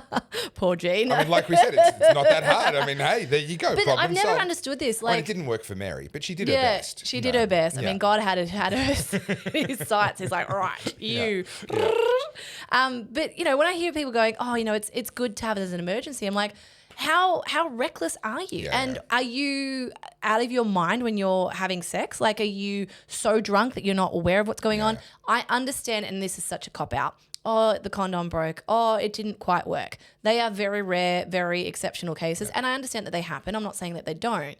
But geez, it seems like a lot of people just don't like taking responsibility for their actions. But people also say, it's an unwanted, or they won't even say it's a child, but they'll say it's unwanted. There is no such thing as an unwanted child in this country. Have a look at the list of couples who would love to adopt a child. And they can't adopt an Australian child because it's too hard. Our rules are stupid. The costs are crazy. The delays are absolutely insane. Yeah. And we have this idea of it's okay, it was only an unwanted child. Well, I'm not aware of any other context in which we can end somebody's life because they're not wanted. But even putting that aside, the idea that a child could possibly be unwanted in this country or on this planet, when there are so many couples who would dearly love to adopt that child and give it everything. Yeah. Right?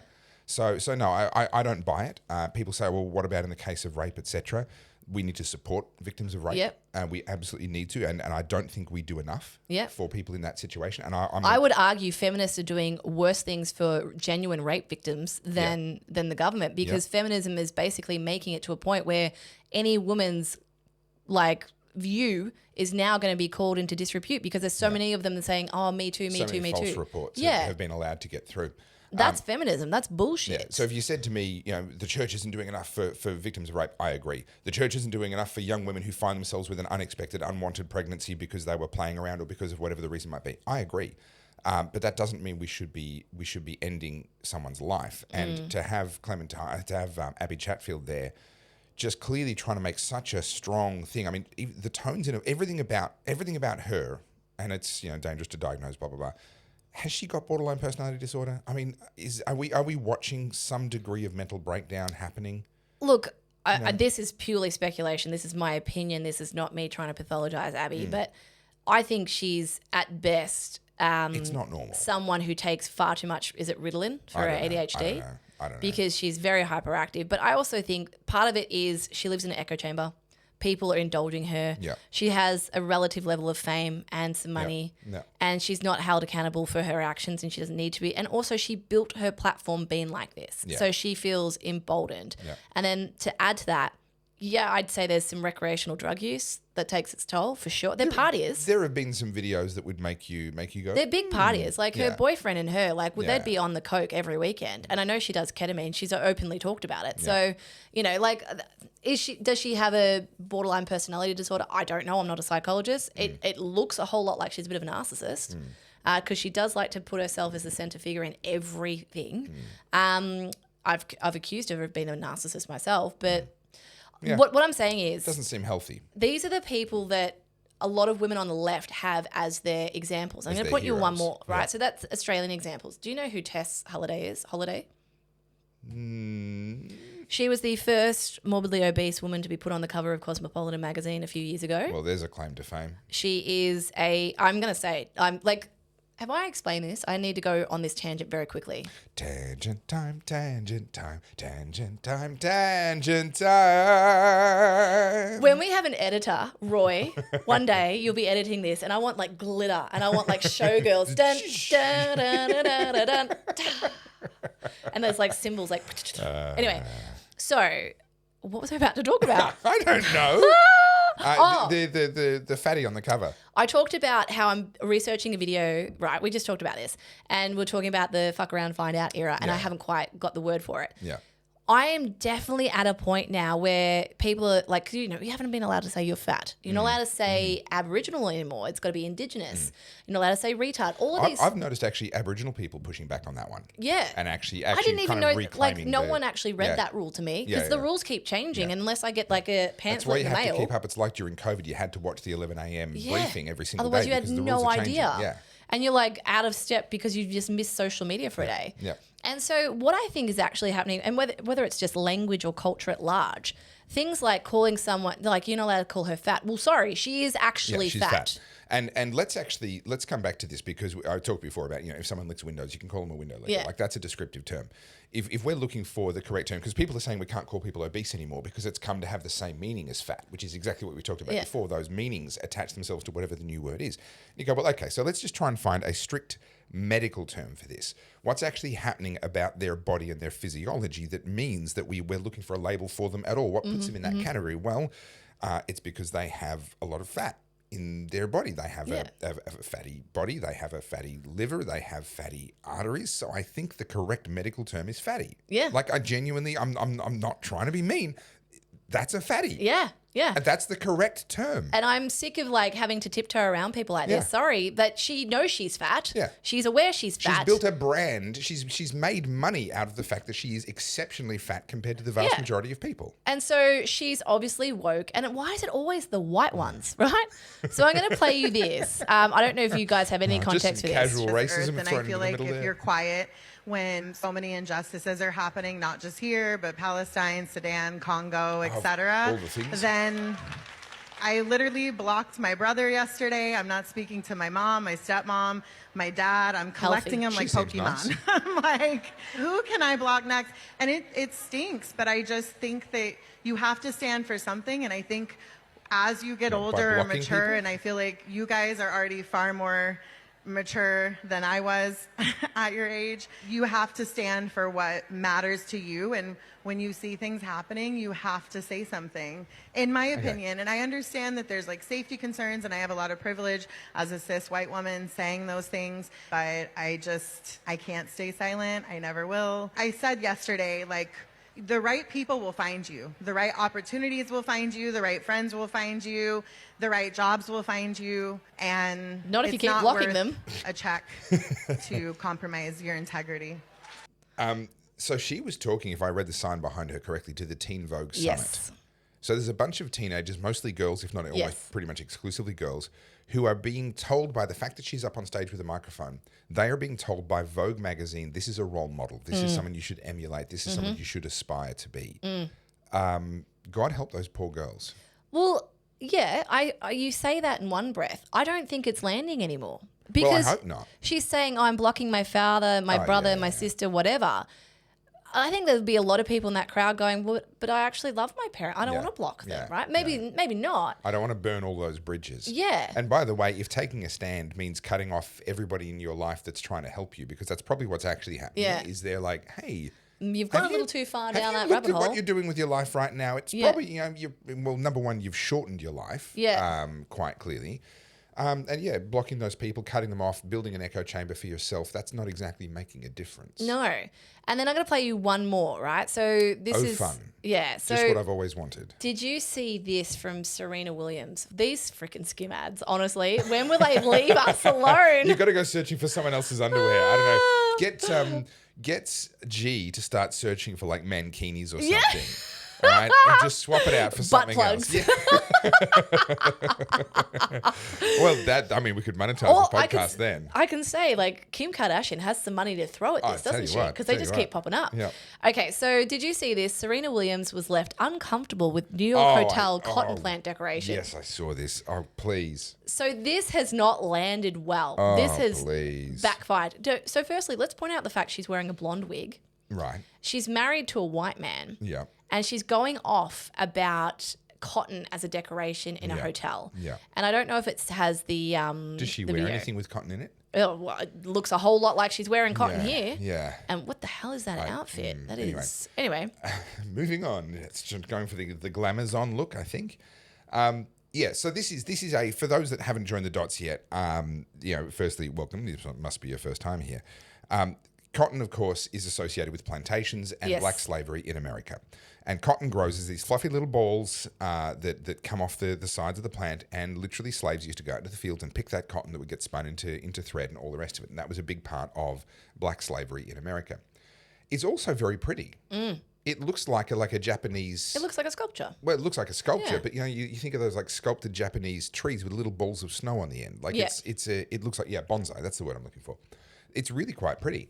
And it's been used by someone as decoration. Yeah. And she is so caught up in, let's not forget, slavery was ended whenever that was, Civil War. Thanks to a Republican.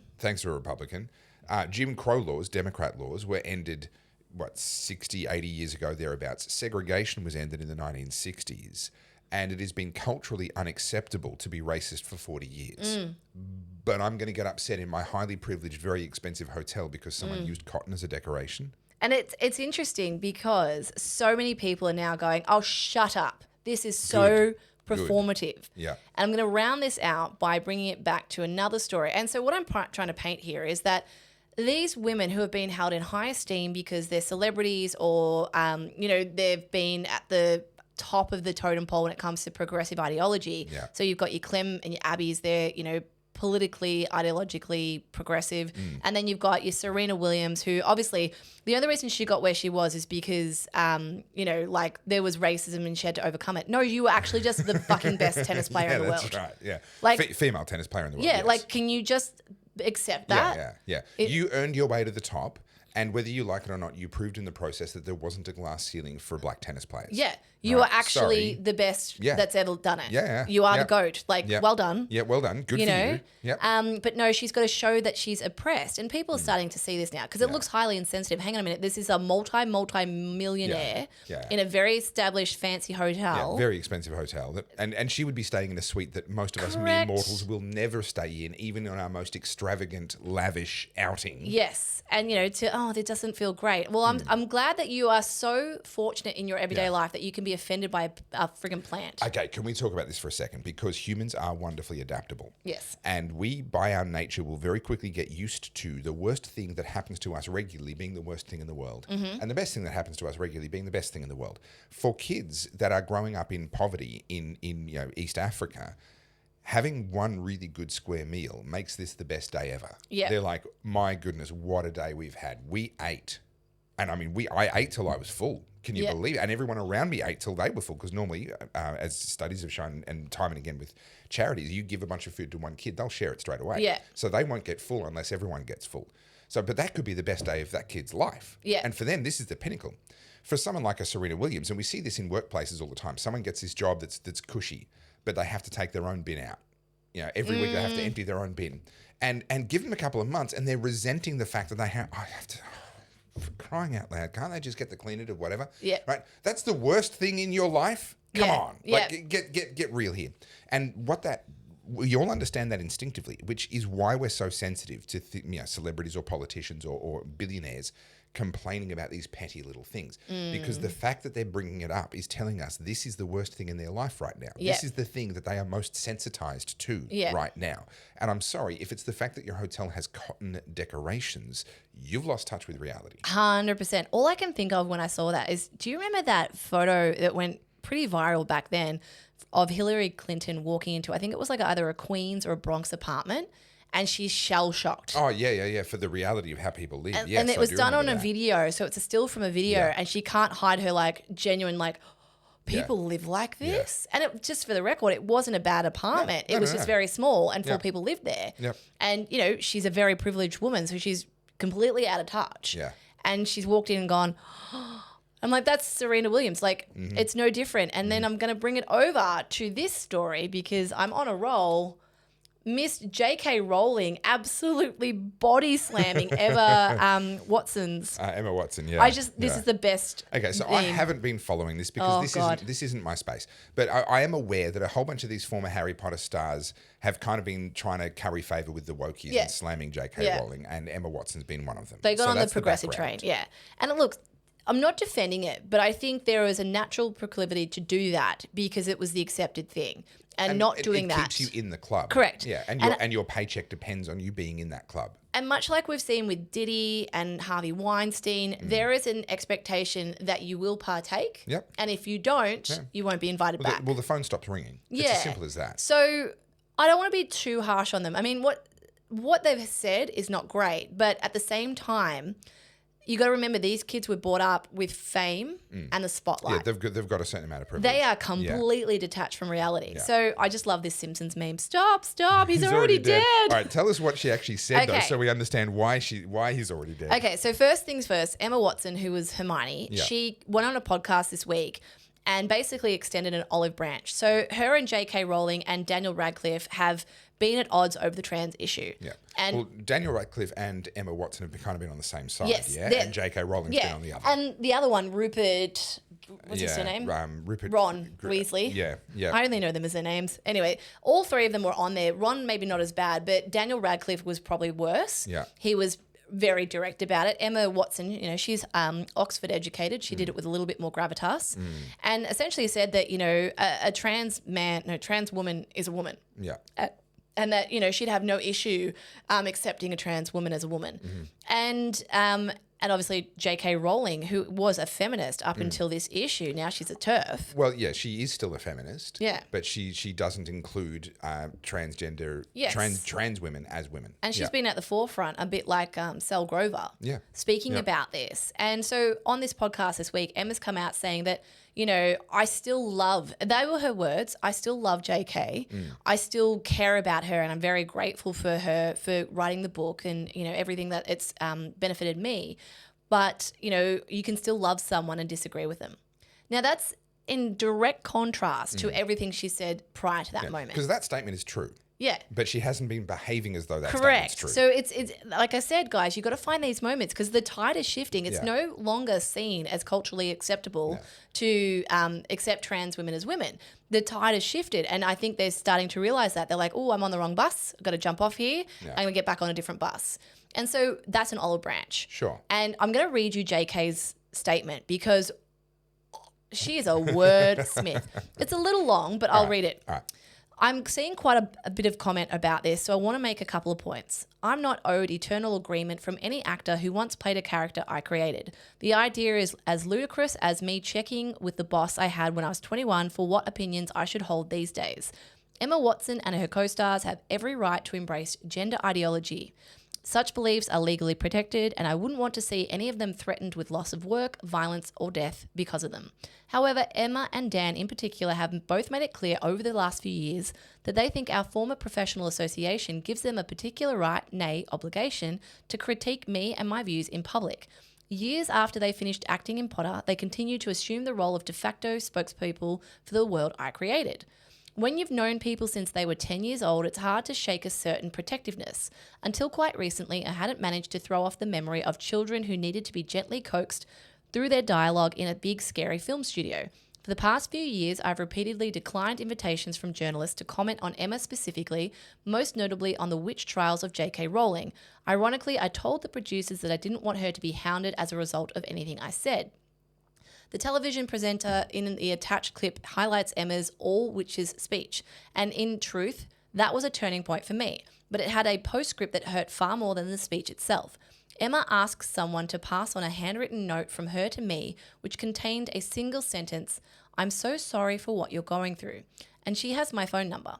This was back when the death, rape, and torture threats against me were at their peak, at a time when my personal security measures had to be tightened considerably and I was constantly worried for my family's safety. Emma had just publicly poured more petrol on the flames, yet that thought a one-line expression of concern from her would reassure me of her fundamental sympathy and kindness. Like other people who have never experienced adult life uncushioned by wealth and fame, Emma has so little experience of real life, she's ignorant of how ignorant she is. She'll never need a homeless shelter. She's never going to be placed on a mixed-sex public hospital ward. I'd be astounded if she's been in a high street changing room since she was a child. Her public bathroom is single occupancy and comes with a security man standing guard outside the door. Has she had to strip off in a newly mixed-sex changing room at a council-run swimming pool? Is she ever likely to need a state-run rape crisis centre that refuses to guarantee an all-female service? To find herself sharing a prison cell with a male rapist who's identified in the women's prison? I wasn't a multi-millionaire at 14. I lived in poverty whilst writing the book that made Emma famous. I therefore understand from my own life experience what the trashing of women's rights in which Emma has so enthusiastically participated means to women and girls without her privileges. The greatest irony here is that had Emma not decided in her most recent interview to declare that she loves me and treasures me, a change of tact I suspect she's adopted because she's noticed a full-throated condemnation of me is no longer quite as fashionable as it was, I might never have been this honest. Adults can't expect to cozy up to an activist movement that regularly calls for a friend's assassination, then assert their right to the former friend's love as though the friend was in fact their mother. Emma is rightly free to disagree with me and indeed to discuss her feelings about me in public, but I have the same right and I finally decided to exercise it. Oh! Yeah, and in that context, stop, she's already dead is, kind of makes sense. Yeah, that is like, you're dead. Yeah. You're gone, you're done. Well, but this is also, I mean, you've said before, we've entered the find out era. You know, she got to do the fuck around for a long time. Yeah. With J.K. Rowling, literally biting the hand that feeds her, literally attacking the person that created the world that made her a millionaire. Everything that she has is because of J.K. Rowling. Yeah.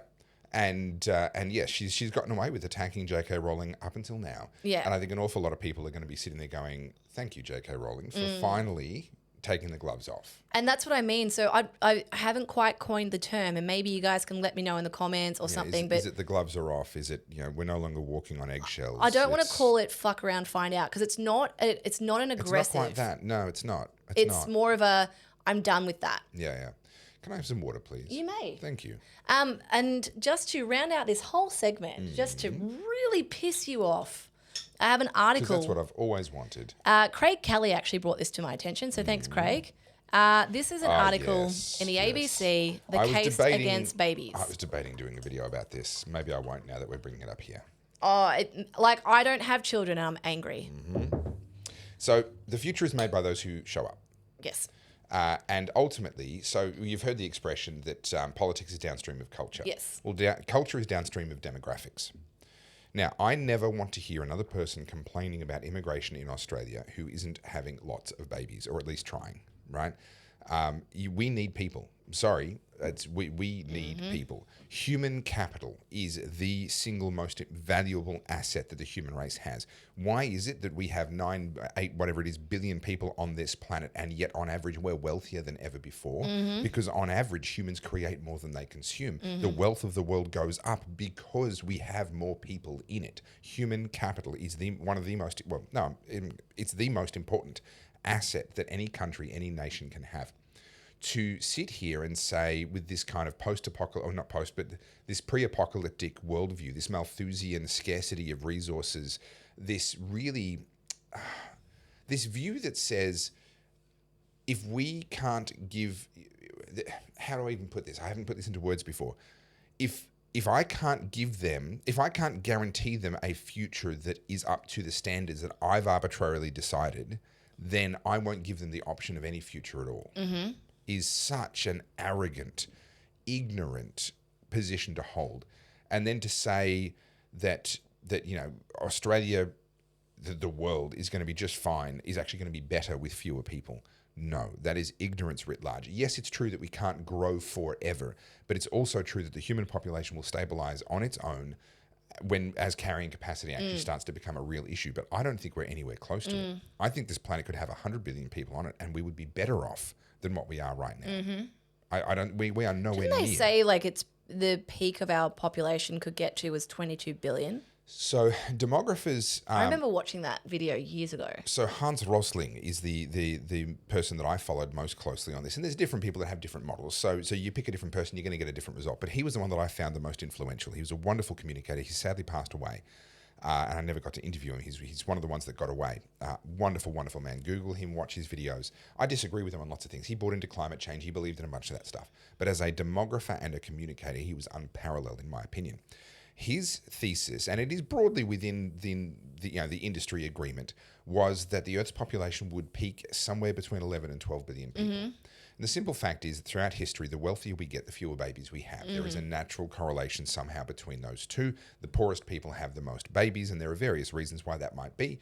But fundamentally, we can see that happening right around the world now. Now, the introduction of contraception, the development of condoms and various other things has further exacerbated that, where birth rates amongst wealthy people have gone even lower.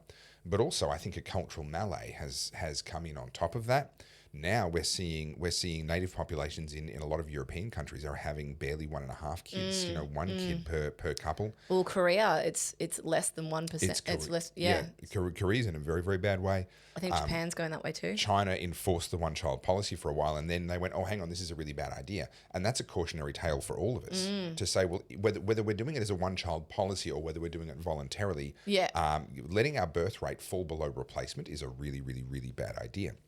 But the Earth's population is likely to stabilize naturally somewhere in the teens of billions, which I believe is still well below the actual carrying capacity of the planet. We are using so few of this planet's resources. And fundamentally, human capital, the human mind, the brain, combined with energy, allows us to use and reuse the resources that we do have. So people say, oh, well, we'll run out of oil for plastics and all the rest of it. Okay, recycling requires energy. For as long as we're getting our energy badly, i.e. through renewables and other expensive and really environmentally disastrous forms of energy, then recycling actually doesn't make sense in this country. Our energy is too expensive and the resource is still too abundant out of the ground. But if we were to ever actually really start running out of oil to make plastic, and we actually had abundant cheap energy, which we do, we're just refusing to build it, then recycling. Absolutely. People are going to start digging up, the old tips that we used to put everything into and then cover it over. They're going to start tearing down the housing developments that were built over the top so they can get to all the old bicycle frames and discarded plastic bottles that are down the bottom. If we had energy, we could literally keep using and reusing the same resources over and over again, but we're denying ourselves the energy on the basis that, we're running out of resources. So ironically, we're causing ourselves to get low on resources, not now, but at some theoretical point in the future, we would cause ourselves to run out of resources because we're not allowing ourselves to develop the energy resources to be able to then reuse and recycle the planet's resources effectively. But also, for example, we're on track again this year to once again break all records for food harvest. In all of the staples, I think outside of millet and one of the other lesser known ones, all of the main staples, we are on track to set a new global record for total tonnage. Yeah. And we're doing that even though total farmland around the world is declining. Right. So we are rewilding, reforesting. The amount of farmland that we're using is declining year by year. The world is getting greener. We can see this from satellites, and that's largely because CO2, atmospheric carbon dioxide, has gone from about 300, or actually it was about 280 parts per million, up to now about 410, 420 parts per million.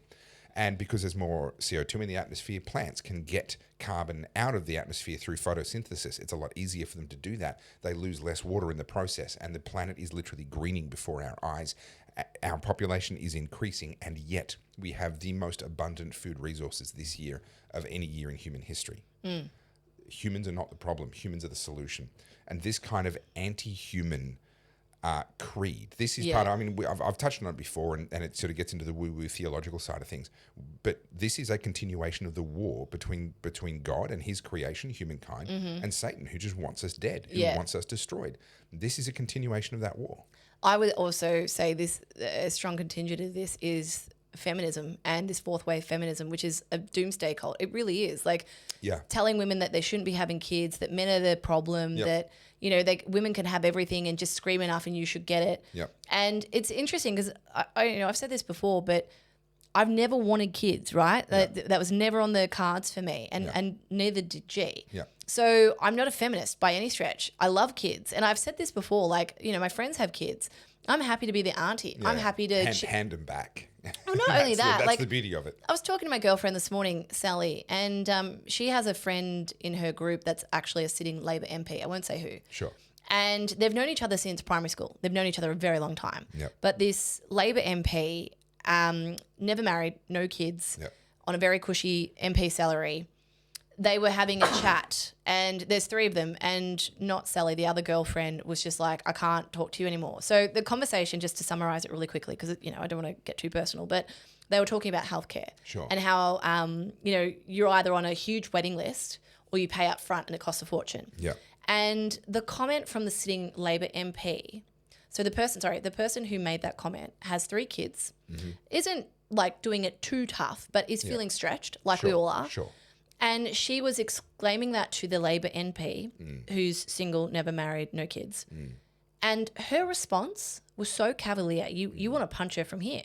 You don't even know who it is. She said, well, if you can't stretch your budget by an extra $150, well, maybe you need to consider your lifestyle choices. That was her response. That is a Labor MP. She was like, "Oh, it's not us that's the problem. It's you. Right. It's not our policies. Making living completely unaffordable." And so that friendship group is now quite rocked by this because they're like, so the other 2 women both have kids, and they're like, these people are idiots. They're absolute idiots. And there is a reality. So before I get to what I was about to say, who's the author of this? Bree Lee. I never heard of it. Okay. So I wonder, and I don't know who Bree is, but how much of this kind of attitude, because this isn't the only example, this attitude is expressed in a lot of different places in a lot of different ways. How much of this is women who chose not to have kids, who are now getting on in life to the point where time is running out for them to have kids, and they're trying to justify their decision. They're trying to make themselves feel okay about the fact. Yeah, did the right thing. That they did the right thing. And I wonder whether that plays in. Do you remember that video went viral last year? It was a Chelsea Handler. And she put up a video and she was talking about my morning routine, and it was so gross. Privileged, No, it was like she woke up and she's like, oh, I'm going to get high, I'm going to masturbate, then I'm going to do this, and then I'm going to do that because I can, and I don't have kids and I don't owe anyone anything. And I know she thought that was a win, but most people were like, you sound miserable. Yeah, how pointless is your life? You sound like you've got nothing to live for. And so I'll say this, and I know this won't upset you, despite the fact that this sounds like it's targeted at people that haven't had kids. But there are people that have chosen not to have kids and understand that decision. But there are people that have chosen not to have kids and they've gone, oh, but my dogs and my fur babies, they're just the same. It's the same thing. Or you don't have to have kids to feel certain ways, et cetera. It's like, well, okay, hold on. Having a kid will transform your perspective on life. Mm-hmm. And for me, this wasn't instantaneous. For some people it is, right? They see the baby for the first time and they're like, oh my goodness. Or for some people it's when they find out they're pregnant and then just something in their brain wiring changes. Dad mind comes on. Well, but also mums. It hugely impacts mums' thinking as well. For me, it was a gradual process. It was I realized in hindsight that it had happened over the course of about the first 6 months after my first child was born. And what the change was the horizon at which I stopped thinking about the future. So when you're single and when you're young, your horizon is tonight. Mm-hmm. And then you get a little bit older and you start to get a bit wiser and you start to think about months or even potentially into years. Sometimes you might think about decades. But until you're 40 or 50, you're not going to start thinking about 30 years in the future. You start thinking about retirement when it's only 30 years away or 20 years away. When you have a kid, suddenly you're thinking about 50 and 70 and 80 years, long after you know you're going to be dead. And that horizon shift was, for me, that was what I experienced as the biggest impact of having a kid. And I think it's been very empowering for me in what I do. Now, that's a coincidence. That wasn't intentional. But thinking further ahead and looking at trends on a grander sweep of history has been a very helpful thing to my perspective and my ability to understand what's happening in the world and then convey that and explain that to other people, which is now fundamentally what I do for a living now.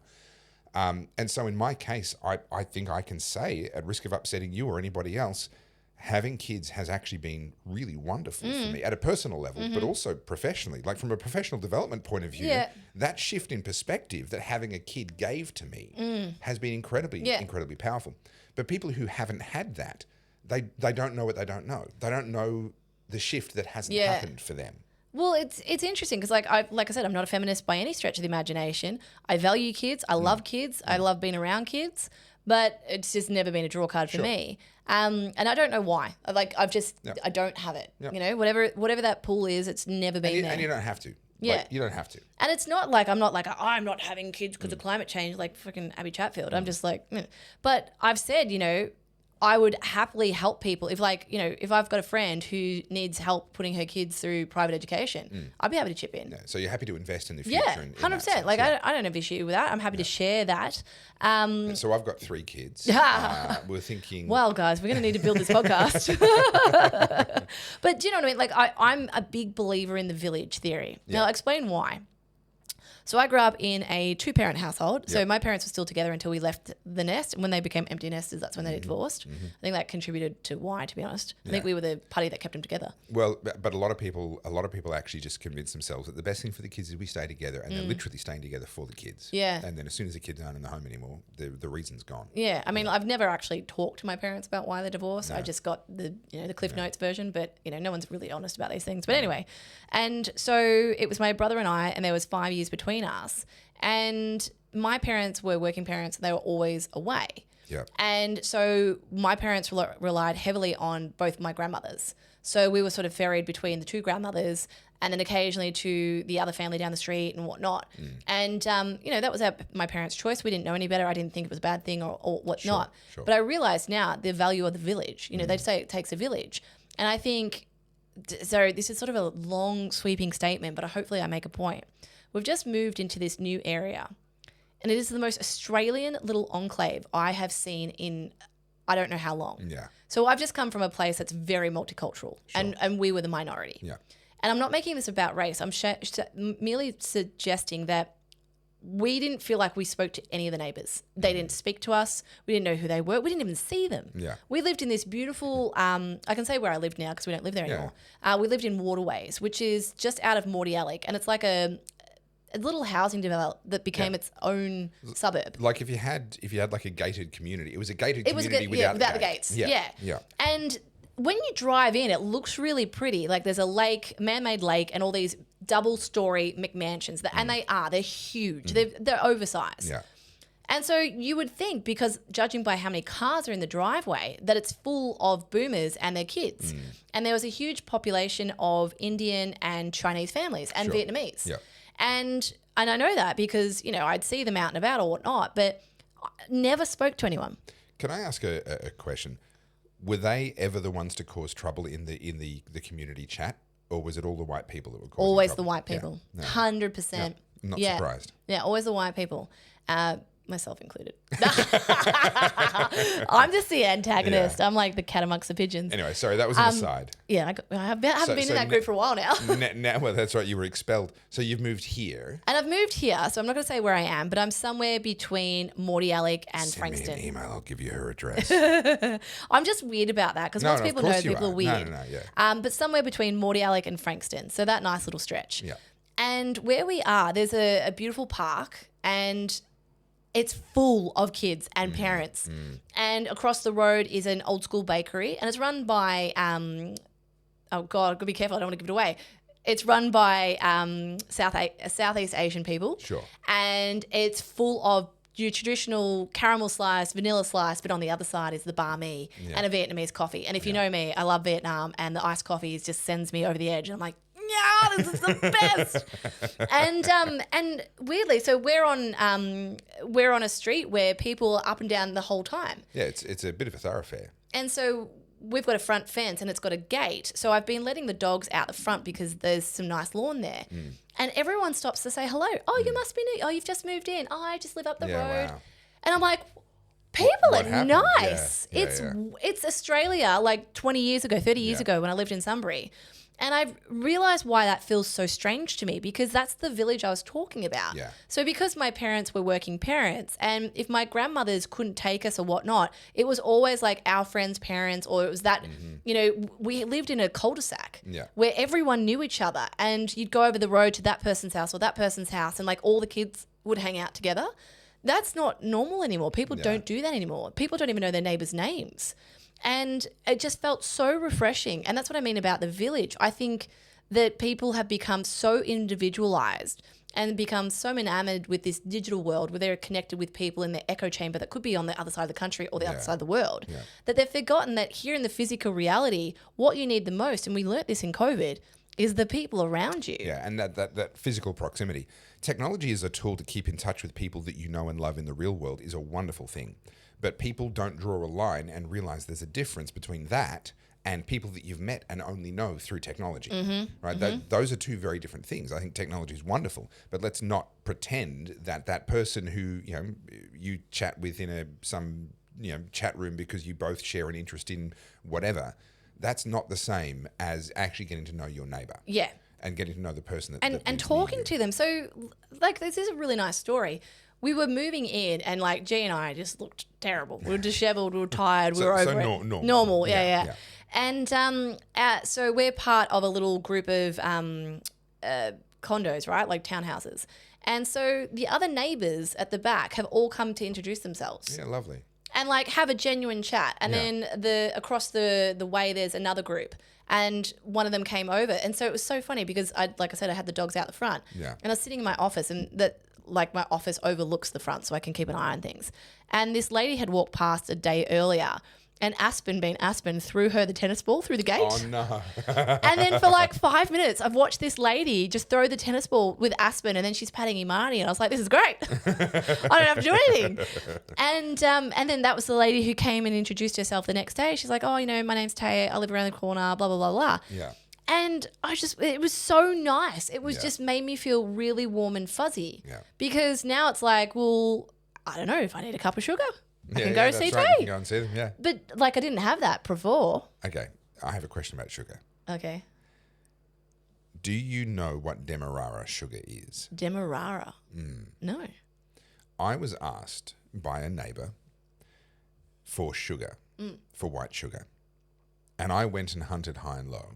And my wife was in a meeting with a client, so I couldn't ask her. She does the baking. So I never use sugar in any of my cooking. I cook, but I don't use sugar in any of it. I'm hunting high and low. And I come back to my neighbour and I say, I'm sorry, we don't have any white sugar. Then word gets around. My wife finds out later that we were asked and said no to white sugar being available. And she told me off because there is a glass jar very clearly labelled Demerara sugar, and I should have known that that meant white sugar. I maintain that there is no reason on God's green earth why white sugar should be labelled as anything other than white sugar, but apparently Demerara sugar I've never heard this, and I'm a baker. Yeah. Thank you. Is Thank that you. the brand? I'm going to force my wife to sit down and watch this entire episode just so that she sees this. No, I don't think it is. I think it's a different name. Well, do you know what else is not normal on that? And I know this just based on my friends and other people I've connected with. Downstairs, I went through my Moccona drinking era, and I have all the massive, like, so you can see my hands, the massive Moccona jars. Yeah. And I use them as like my pantry staples vessels, Containers. right? Yep. And so, and I've got them all labelled, and I just think they look nicer. I don't like putting everything in Tupperware. I try not to use plastic, and they're made of glass. And so anyway, I've got every flour that you might need because, you know, you don't necessarily use it all the time. So it's there, and Sure. I've got sugar and brown sugar and whatever. And it's a bit of a pain in the bum to move because they're heavy and they're glass. You don't want them to break. Yeah. But I went to a girlfriend's house and I was like, oh, have you got any, I can't remember what it was like. Have you got some brown sugar? And she's like, why would I have brown sugar, Carly? Like, what do you mean? Why wouldn't you have brown sugar? Yeah, She's yeah. like, I don't have that stuff on call. I was like, huh? Yeah. What do you mean? Yeah. Of course you do. Yeah. And I went into her cupboard and there wasn't even flour. There was nothing. And I was so shocked. And this woman had 2 young kids. Yeah. I went into a pantry and like maybe a jar of pasta sauce, some pasta, and I was like, what happens if you want to whip up like a cake? Yeah. You She's don't. like, You don't want to whip up I a don't cake. whip Yeah. up a cake. Yeah. I was really shocked by that. Yeah. So well, yeah, it's there you go. amazing. And I loved the fact that my local Coles was essentially my pantry when I lived for 4 years in Fitzroy. Yeah. It was literally from the front door of the building I lived in to the front door of the Coles was about 30 seconds by foot. Yeah. Right. So genuinely, like, I just treated it like it was my pantry. I would duck in and out of that Coles 2, 3, 4 times a day, and I didn't care. Yeah. Right. It was fine. But then you do get to the point where you hit a Christmas morning or something like that, and you haven't thought about it in advance. And you're like, I can't walk down there and get the thing. Yeah. I guess I'm going without the thing. Yeah. And so I talk a lot now about people, you know, how long could you last healthily without anything going in or out of the borders of your property? Because We've had this chat, yeah. if you get a big grid down scenario like what they had in Spain only recently, an earthquake like what they had in the Philippines last night, if you get, you know, a serious situation, a Carrington event would be the nightmare scenario, something that really just takes out The grid. the all electrical, everything with a microprocessor on one half of the planet just destroyed, you know, and then if it just keeps going for long enough, then it'll be the entire planet as it rotates through that electrical storm. Something like that that's your doomsday scenario. But for most people, if the water stopped flowing in, the electricity stopped, the gas stopped, the sewage stopped flowing out, most people would be off the borders of their property looking for something, primarily water or the ability to cook without needing gas or electricity, within 24 hours. And most people would be in trouble, like in serious life or death trouble within 2 or 3 days. Do you know what? So as a single woman at the time, I only ever had enough for, you know, a few days. I didn't really think that much of it. Yeah. COVID, I've told you that story before. I came back and I was in hospital and then the shelves were bare. And that was like that first week of, you know, flattening the curve. And I was in sheer panic because I was like, I have no food. What am I going to do? And I mean, I got through it fine, but I never wanted to feel like that again. Yeah. So now I have a very well-stocked pantry. Look, to be honest, we could probably last 2 weeks. Yeah. We could probably push it to 3 weeks if we rationed and were careful. Yeah. But where you run out of things is like your protein source. Yeah, but I mean, as a temporary thing, that's fine. As a temporary thing for a couple of weeks, you can survive on pasta. But people haven't thought about the fact that if you're going to have pasta, you need heat water and you and need heat. water. Yeah. Right. So you need energy to be able to heat that up, and you need clean water. You need either a way to clean, sanitize water that you're getting from elsewhere, or just have sanitized water on site. And this isn't hard. I talked about this in week 6 of my Getting Your Head in the Game masterclass, still available from my website, goodpeoplebreakbadlaws.com. Buy us a coffee. Buy us a coffee while you're here. I got really practical in that last session and just talked about the fact that you've got to think through step by step. And I talked about, food and water, sanitation, medication, these sorts of things. And a lot of it is just a little bit of stockpiling and a little bit of common sense. And it doesn't have to be expensive. You don't have to run out and buy extravagant things, but a little bit of stockpiling, a little bit of common sense. can get you through a lot of this stuff. But then the reason why I brought this up is getting a community around you is such a crucial thing, because the economic reality, economics applies all the time everywhere. There are no exceptions. So even in a doomsday, post-apocalyptic zombie apocalypse scenario, the laws of just basic things like economies of scale and the division of labor still apply. Yeah. So if you're trying to live completely isolated, and my thought experiment is nothing in, nothing out, blah, blah, blah. That's just to get you to measure your own preparedness. But in reality, you don't want to have to live like that. Yeah. You want to be sharing resources with other like-minded people that you know and trust this is and so forth. Makes me feel terribly sad for all these feminists, right? Because like ever since I've had G in my life, I'm like, life is so much easier for so many things. Like I could have done some things on my own. Jars. Well, reaching high shelf. Although G's not that tall, so yes, he is. No, he's not that tall. But no, he does reach my shelves for me. He and I are gonna stand back to back next time we see each other. He's He's that tall. 6'1". Is he? Yeah, 6'1". He hides it well. Yeah. Really? Yeah. So that means he'd be like a fraction taller than me. What are you? I'm basically 6'1". Yeah. Yeah. So he'd actually be like a fraction. Really? You're using your hair. He hides it well. Yeah. That's what the mohawk is for. I have a rule at 6 foot, and he saw that in my profile, and he had to go measure himself to make sure. And so you measure his height, or measure okay, his... all right, just checking. And so did he reply and say, well, if you've got 6 foot as your standard, I've got this many kilos as mine? Yeah, no, he didn't. But it was funny because, like, I don't know, it's a running joke, but simple things like, for example, things break, need something tightened, loosened, manufactured. G has every tool that you can imagine. I know because I just moved them all. But like, there's generators, there's a welder, there's like all the power tools that you could ever need. I've got a fully stocked pantry, and I just thought between the two of us, like, we'd be all right. You're going to do all right. We'd be okay. And guys love solving problems, and we love solving problems that other people haven't anticipated yet. I had a great little moment, and these are the little personal triumphs that guys have, right? In our heads, we're all superheroes. Yeah. Okay? I know this because G was trying to fix my printer the other day, and I'd been trying to fix it myself for 2 hours, and I cracked the shits. Yeah. And then he came downstairs, and he was going through all the things I'd already gone through. I'm like, just leave it. I'll buy a new one. He's like, all right, I'm going to fix it. So different story to the one I was about to tell. I had a God mode day middle of last year. I went and visited a friend, spent a couple of hours hanging out. They have a farm property, and it's a lovely property. And they just happened to mention that one of them said to me, "Oh, do you know anything about washing machines?" Yeah. I said, "Well, I used to sell them in a previous life. I sold electrical goods, and I used to help install them from time to time. So yeah, like a little bit." And they said, look, they'd unscrewed a filter from the front of their front-loading washing machine to clean out this water filter thing, and it wouldn't screw all the way back in, and water came gushing out every time they tried to use the machine. Okay, I'll go have a look. I lie down on the floor, I'm having a look, having a bit of a fiddle. Yeah, it's definitely not seating all the way in. I unscrew it again, and I notice a little tiny stone has embedded itself deep inside the plastic thread, the plastic-on-plastic thread that screws in. So I got a little needle-nosed thing and just sort of flicked it out and got that working, no worries. And then they happened to mention that they had a range extender for the Wi-Fi that hadn't been working. It was meant to extend the Wi-Fi out to their other little shed where the granddad lived.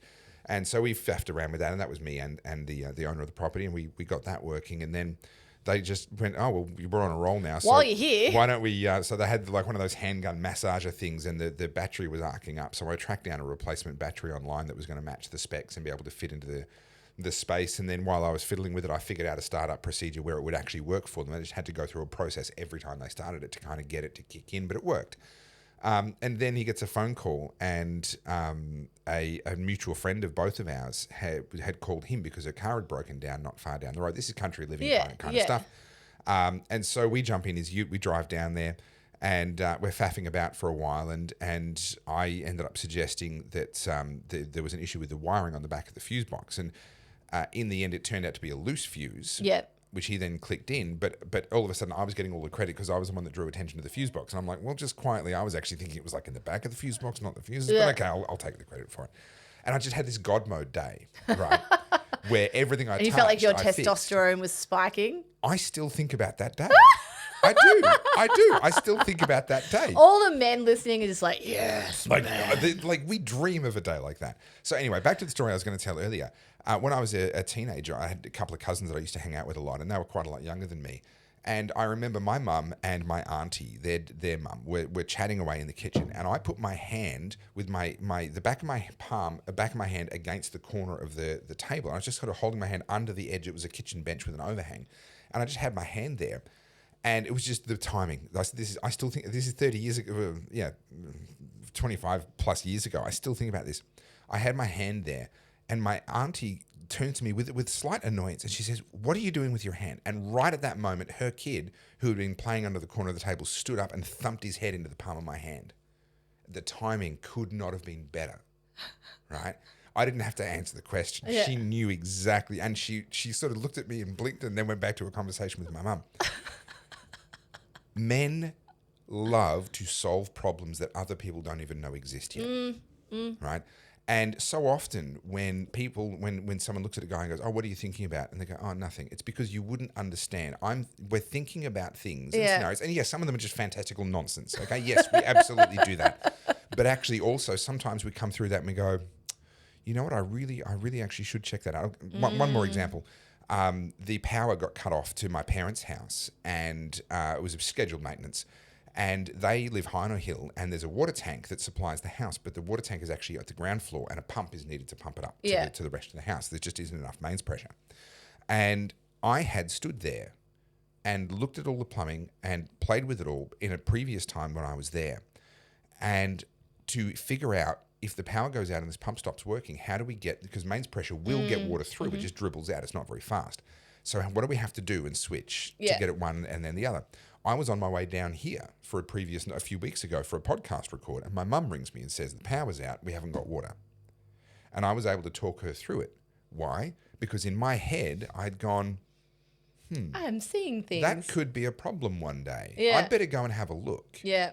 And I solved the problem before anyone else knew that the problem existed. Yeah. And as a result, once again, I was able to, we love that shit. I realized, I was a strong, independent woman, and now that I have G, I'm just like, help. I don't even think I'm just like, G will know what to do. Yep. Yeah, and Babe. I'll bet almost always he does. He does. Yep. He's really good. I mean, I did put my standing desk together though. Oh, well done. Yeah, and he had to come and tighten the bolts because I didn't do them tight enough. But I did. Just a story to balance all these hero stories I just gave you. I had a friend who played the helpless female thing. I helped her to move house, and we had to dismantle an IKEA couch, and then I had to put it back together. And I was very, very close to getting out a saw and sawing one bit shorter because I was absolutely certain that this just doesn't fit. The only reason I hadn't already started chopping this thing up was because I had disassembled it, and I knew that there had to be a way. Turns out, earlier in the rebuild, I had placed a piece completely the wrong way, and it physically still fit, but it then resulted in problems further down the line. So I'm not pretending that I always get everything.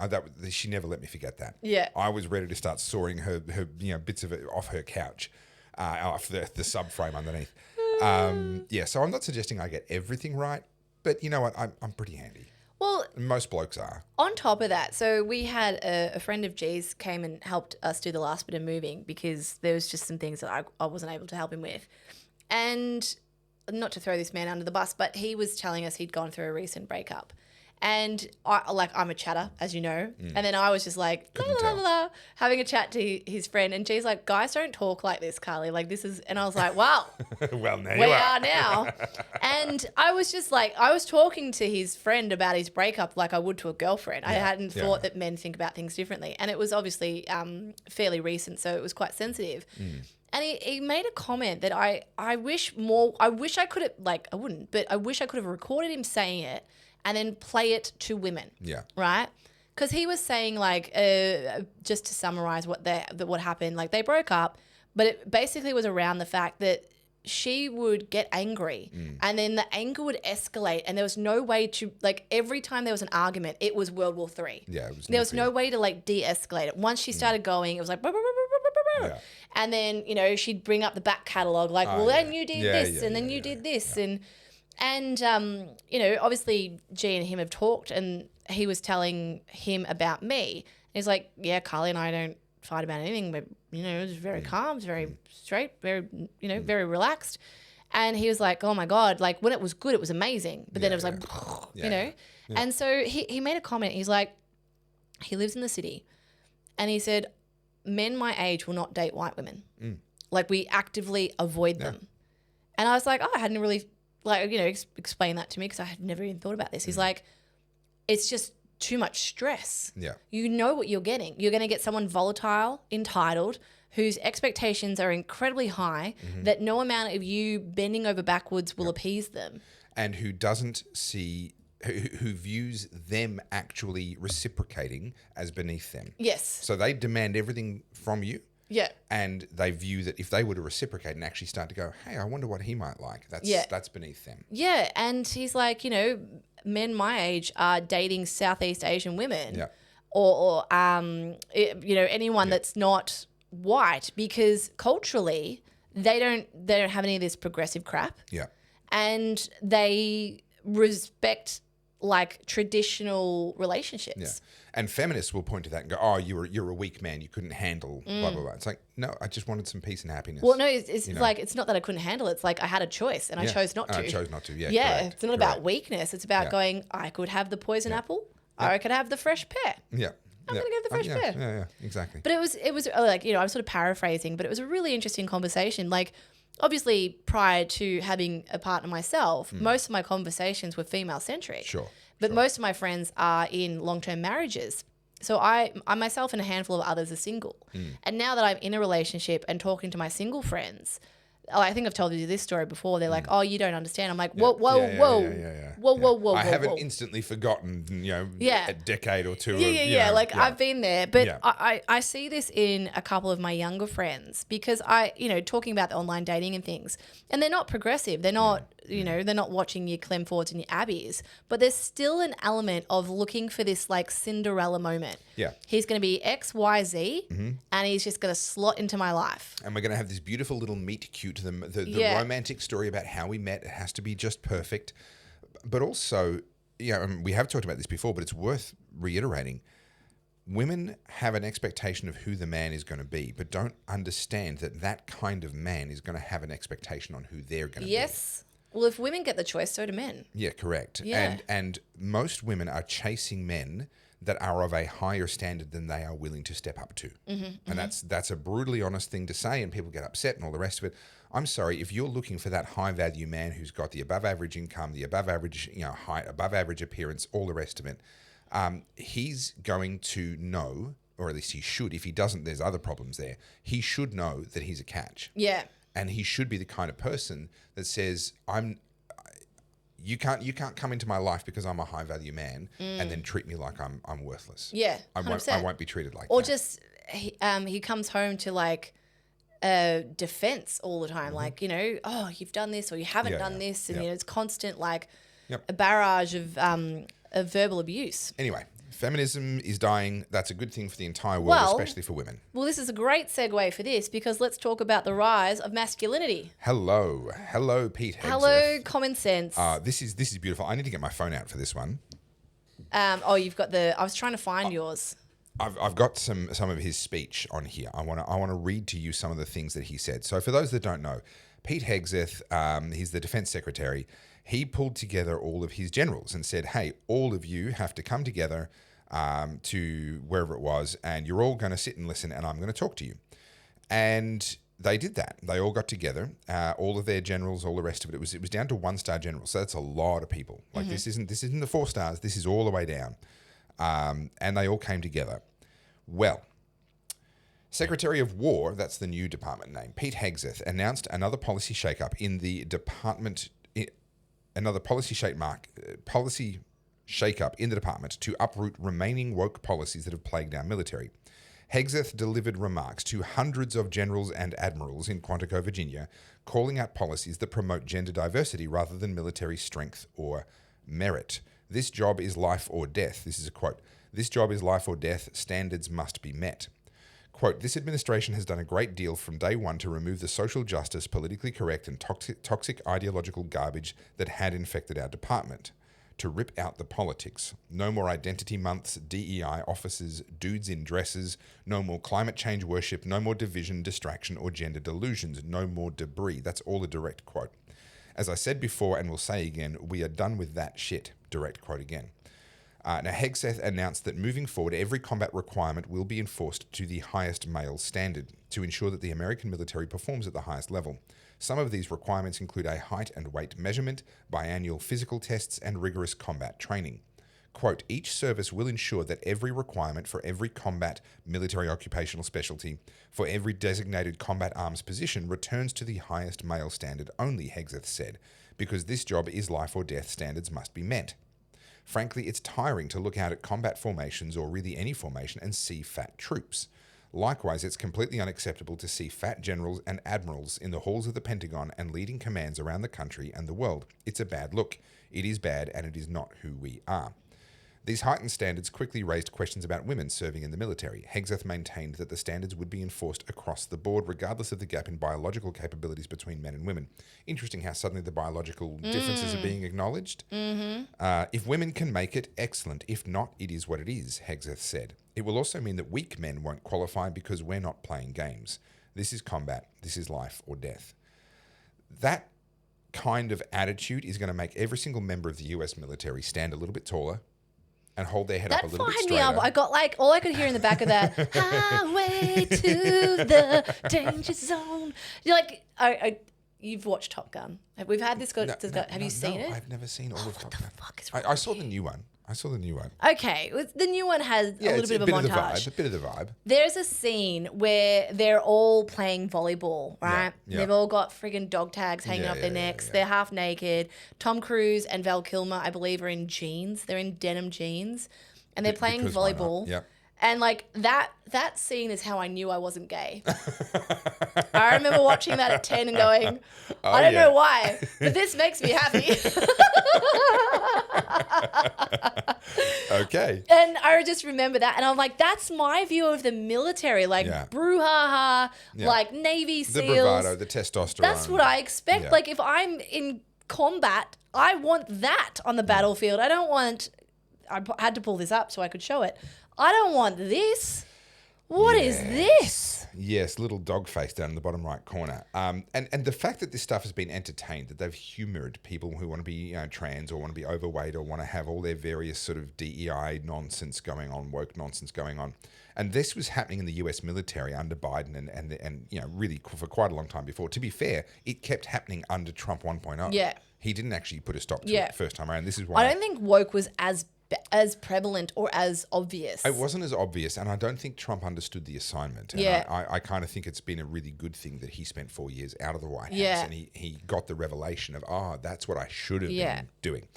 But at the same time as this has been happening, in China, they are recruiting and they are masculine and they are saying, we're about fighting wars. Seen any of the Russian ads for the military? Yeah. Like, no offense, guys, but... Yeah, correct. And we got to realize whether we think that they're the good guys or the bad guys, their people think they're the good guys. Yeah. And if they are being given this vision of masculinity and accomplishment and testosterone and power and value in their military, and we're making it all about wokeness and niceness and all the other nonsense, everything except winning wars, they are going to end up with a higher caliber of human being in their military than we have. Imagine going to Afghanistan and Dogface is like there. Yeah. Like he's one of the people on the front lines. I just found out. I think our e-safety commissioner has been chatting with the Afghan government. I don't know if you know this. Oh, I did see your reel. They just cut off the internet in Afghanistan because it was bringing moral depravity. There were moral issues with what people were looking at online, but that's why the e-safety commissioner wants under 16-year-olds to be kept off the internet and social media is because of the moral depravity. So it seems as though we are perhaps all going down that same pathway. But yeah, if you'd sent the DEI military into Afghanistan, how's that going to go? I mean, the actual warfighters had a hard time because the Mujahideen and the Afghan nationals are hardened, tough people. Yeah. This is one of the observations that was made during the Vietnam War. I can't remember who it was that made it. They said in order to entertain American troops, they had to fly in comedians and set up stadiums and do all kinds of stuff. In order to entertain a Viet Cong, you just gave him a full bowl of rice. And that was it. He was happy. I don't know why I'm sneezing. What have you got in this room that's making me sneeze? Sorry. I don't know. It's like I'm getting a hay fever reaction, actually. It could be. There's heaps of blossoms outside. Is there? Anyway, okay, cool. Yeah, so I think seeing Pete Hegseth coming out and just laying the groundwork, and also the comment, did I close it down? No, I don't think I did. He was talking about this comment here that It's unacceptable to see fat generals and admirals. Yeah. Well, yes, I agree. And people will be offended by that. But this keeps coming back to what I was saying before. Yeah. We're done with having to step on eggshells for you. Correct. You are fat and you are meant to be setting the example for all the young ones under you. I don't care whether you're in a combat role anymore or not, or whether you drive a desk all day long. You keep yourself in the physical condition that is representative of the services that you work in. It's the same as the joke around police and police being too overweight to do things. If you're going to be in that industry and you're going to take that service position, you have to meet those physical requirements. And like, for example, like this was in Canada, I think, and I know there was a lot of discussion around this in LA when they had the LA fires about females in these positions. And like there were women who couldn't quite carry the fire hose. Yeah. And there were women, like you've seen it now in the UK, there's women with the battering rams trying to... that's hilarious. And it's embarrassing. It's embarrassing for women. You have no right doing that. Yeah. No right at all. Like, and I saw this on the weekend trying to move. Like, G is absolutely like 4 or 5 times stronger than I am. And I'm pretty strong for a chick. Yeah. And I just know there is just a insurmountable difference between the two of us. Yeah, it is biology. Bone density is different. Muscle density is different. It's all down to testosterone. Yeah. A low testosterone guy still has, I think it's 10 or it might have been 30 times more testosterone than a high testosterone woman. I can't remember the exact numbers, but it's multiple times. There's no overlap there between male and female normal testosterone levels. And that's what gives us our muscle density. I had a situation when I was in recruit course. We were doing obviously exercises and all that sort of stuff. And we were organized as a section. We were a mixed gender section. We had 2 girls. And there were at the time 7 of us. We were down a man. So we had the Lance Corporal, the corporal who was overseeing the training section, and I was the Lance Corporal. I was under him. I was kind of second in charge, but I was also one of the trainees. And so we had our 2 different sections, and I had to allocate and decide who did what roles. Within those, within the 7 guys that we had, because obviously the corporal's not going to carry a machine gun, we had to have someone carry a radio. We had to have 2 people carrying machine guns. We had to have someone carrying extra medical supplies. Well, that's 4 people who have to do extra work. Yeah. I had to give it to 4 of the guys, and I wasn't allowed to make myself any one of those 4 people because that was one of the requirements. I had my own responsibilities and things to do. So literally, I had to hand over the extra pack weight to the 4 guys, and then every time there was a work party, I had to go and do something. I had to grab one of the guys because when I tried to grab one of the girls, they just physically, okay, we're gonna go and get 44-gallon drums of water, fill them up down at the water resupply vehicle, and then bring them up to our section where we're digging the trenches and doing all the training. No, they're not going to do it. They're not physically capable. I'm sorry, that can be as politically incorrect as you want. They're not physically capable, and it ended up coming to a head because one of the young guys, bit of a hothead, wanted to have an issue with me saying that I was being unfair because I kept on picking on him to come and be a part of the work parties. Yeah. It's like, well, and I stopped him. I said, okay, look around you. What do you see? He's carrying a machine gun. He's doing a lot of extra work. He's got all the extra ammo plus the weight of the machine gun. Every single step he takes, he's doing extra work. He's also carrying a machine gun.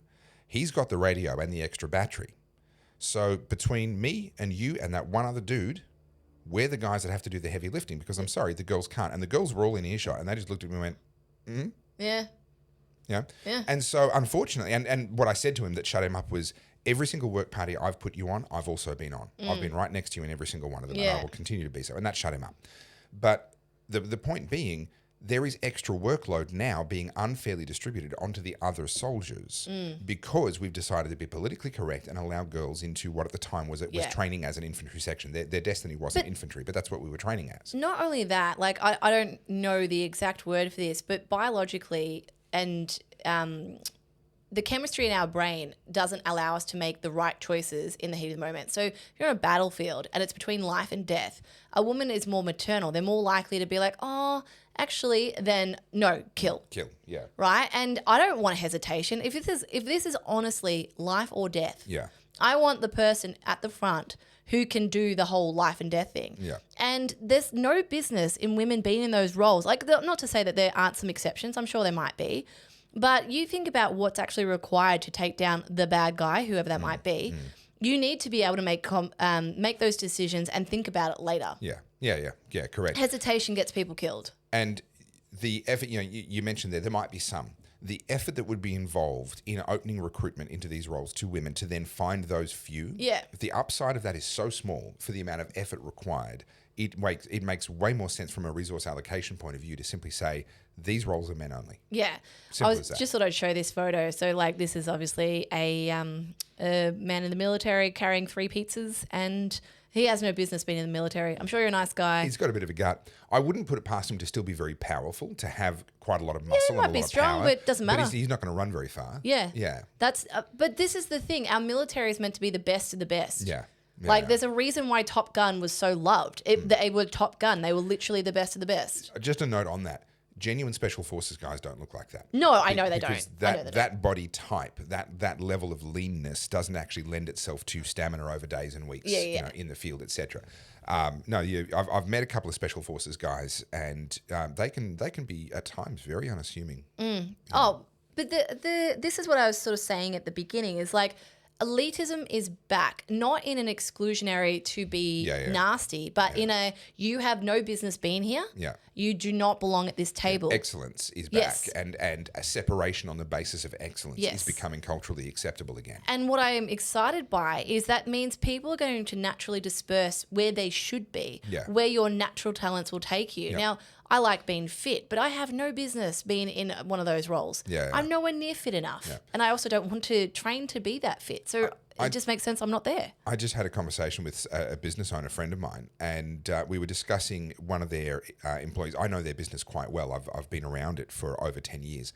And we were discussing one of their employees, and this employee was struggling in a new elevated role that they'd been put into. And this person was saying to me, do I have to fire them now? Like, what's...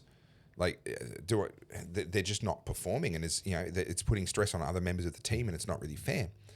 And I reminded them of a discussion that I've had with them, and I've had with many others. This whole idea that everyone gets promoted to their own level of incompetence.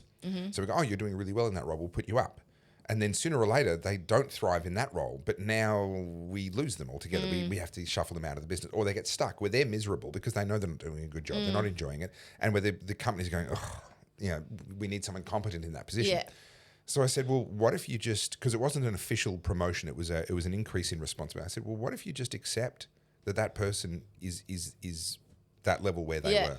What if you just say, that's you, and I'm going to leave you there, and for as long as you're happy to be there and keep working here, we're good. The minute you get bored, you're going to have to find something else, because I'm not trying to promote you again. And that kind of instantly resolved that particular situation. They're like, oh yeah, why didn't I sort of think of that? But this is an issue where when excellence, when outcomes are the measure, unfortunately, when we can't actually tell people, sorry, your outcomes aren't good enough, we can't have honest conversations, we end up with the wrong people in the wrong places, and we're all treading on eggshells. I wouldn't want to hurt their feelings. No, they suck in that role. Yeah. Can you please liberate them from the misery of being stuck in a role where they suck? Yeah. Do you remember that Mike Tyson quote about social media? Yeah, this one. Yeah, saying things to people's faces. Social media has made people comfortable saying, Yeah. This is the era. I need to figure out how to summarize this, because this is it. This is the era of, like, I don't know, punching back, or no, we're done with this. We're not doing this anymore. Yeah. Because I feel like we're seeing this across the board, like even in fashion, right? Like fashion is pretty indicative of where culture sits. Yeah. And for the last 5-10 years, we've had this very muted, very monotone, very minimalist kind of aesthetic, right? Yeah. You go look at Gen Z, they all look the same. Mm-hmm. And to be fair, like, you know, when you're young, you do kind of fit in. Yeah, you buy into trends a bit more. Everyone wearing No Fear merch also looked the same. Yeah. But there was something about, like, you look at Gen Z, or like Gen Z today, and look at millennials in the 90s. There is a very big difference between the two. And that is because they are having to appeal to the social media generation, right? Whereas us, we just had to appeal to our local school or our local, like, area. Yeah. We weren't trying to impress people on the other side of the world. But this whole disrespecting people, you know, because you're comfortable from social media, we got away with that because of political correctness. Sure. So now it's the gloves are off, basically, and you can kick back and say, no, you are too fat to be in this role, and you have no business being in the military. There's no difference. So, like with fashion, for example, you know, fashion tried to do the whole DEI, inclusive, shorter models, taller models, whatever. Yep. And you guys can hate me for saying this, but I'm sorry. Like, I don't want to buy clothes if they're on a fat person. That doesn't make me want to wear it. I want to see it on Giselle Bundchen or friggin' Heidi Klum or whoever's cool now. Sydney Sweeney's the latest and just thing. be like, damn. Yeah. I want aspiration. Yeah, and you go, man, that looks, you know, maybe it won't look that good on me, but it's going to look good on me. Yeah, but that looks bloody good on her, you know? Yeah. And so coming back to this quote, though, because people would say, oh, but calling someone fat is disrespecting them. Not if it's true. No, that's the thing. Not if it's true. Yeah, this is the thing. Like, truth hurts. Yeah, if someone sucks in their role, telling them, I'm sorry, but we've tried everything. We've retrained you. I mean, we've talked about the apprentice with, with G and all that stuff. I've done everything. You suck in this role. And this sucks for both of us now. Like, let's just actually have honest conversations. And that's not the same as being disrespectful. Yes, there are people who can have those conversations better than others. We should always strive to have those conversations in the most constructive way possible. But ultimately, not telling someone the truth helps no one. I think there's also an element here because that's something I am mindful of is like when I say, excellence is back, you do have to still give people room to grow and to learn. Yeah. And I'm just going to contrast this to some comments that were made on socials about me on the podcast, right? And I'm not offended by it. What I'm offended by is that sets the precedent for anyone else coming up. I couldn't give a fuck what people say about me. Yeah. But there was comments there like she's out of her depth. She has no business being on that podcast. Was this when the sagacious chasm was being discussed? Oh, no. This is like last week. Oh, this is more recently, right? I can't remember if it was a live. For example, even on Monday's live, because I couldn't pronounce, is it glutathione, whatever the fuck? Yeah, I'd struggle with that too. Yeah, and people are like, if you can't pronounce it, you have no business talking about it. I'm like, I'm sorry, are you able and proficient to be able to speak every single scientific language for... And we cover so many different topics. We research you can't be an things, expert on everything. Things. Yep. And this expectation that people should be is ridiculous as well. You need to allow people the space to learn and to grow. Yeah. And, there is a contrast there. We've said this 1,000 times. You've got 16 years on me. Which is fine. But, someone wrote a comment, I can't stand listening to this woman, she needs allocution lessons. I'm like, okay, great. You want to pay for them? Yeah. Because And also, the world's a big place. There's lots of podcasts out there. Yeah. How about you just go to the one that you like? Well, this is the thing, right? Like this expectation of like, oh, I don't like it. You need to change for me because I want to watch this podcast and you're not up to scratch to appease me. And why I say this bothers me for other people because I want more and more people to step up in this space. I think independent media and content creators are the future. Yep. And you need more and more people to do it. And they're like, you and I are relatively extroverted, so this is not difficult. And also we're in a room with just ourselves. I don't think I am, but that's another topic. No, you but don't think you're extroverted? I'm good at talking. The definition of extroversion, introversion, where it says, where do you recharge? Do you recharge in groups or do you recharge? I recharge alone. Yeah, me too. I 100% recharge alone. Yeah. So by that definition of introversion versus extroversion, I would be classified as an introvert. But I think I'm a socially skilled, I can talk. I don't mind social environments, but they wear me out. Oh, me too. Yeah. But I don't feel uncomfortable. I'm not scared not of social uncomfortable. environments. No. I think that's an ambivert. Well, there you go. There's a level there where like making up words now. I think as you get older too, you become a little less inclined to want to be around massive groups of people. Yeah. Because that annoys a little me. bit done. But so when it comes to speaking up and things like that, I have no issue with this. Yeah. But where I do feel like I'm out of my depth, and I've realized this myself, I'm like, wow, I need to go research that because if you don't know, you don't know. How do you expect someone to know? You've got to give someone the grace to be able to learn. Yeah. If after many, many months and many, many times and having opportunities, they're still shit at it, well, then you go, hey, maybe this space isn't for you. So you've made the comment previously where it seems like I have a name or a label for everything. Yes. Right? And it's not quite literally true, but there are a lot of things where I can go, well, actually, this is called that thing, and we can have a chat about that. The reason for that is because of the books I've read, but actually more than that, because of the interviews I've done. Because over the course of 16 years, I have spent, it would have to be well in excess of 100. It's probably hundreds of hours face to face with subject matter experts in a whole raft of different areas that I've had the privilege of picking their brain. And I'll do my research beforehand. I'll figure out what the good questions need to be and all that sort of stuff. But then ultimately I'm learning as I'm sitting there. I'm sitting there just going, this is amazing. I get to do this. I interviewed Professor Fred Singer before he died. That's bucket list stuff. Yeah. I mentioned before Hans Rosling and the fact that he passed away without me having got to him.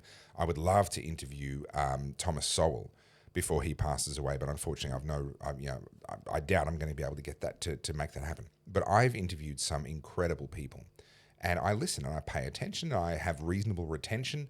And so therefore, with 16 years to refer back to, there's a lot of stuff that comes up and I go, this isn't the first time I've had this conversation. I remember. And the person I had the conversation with last time was a genius and a global expert on that topic. And so now I can sound like a genius and a global expert on that topic. Because, you think about Joe Rogan, right? Because I haven't actually listened to a Joe Rogan in probably 2 years. Not because I don't want to, just because it's...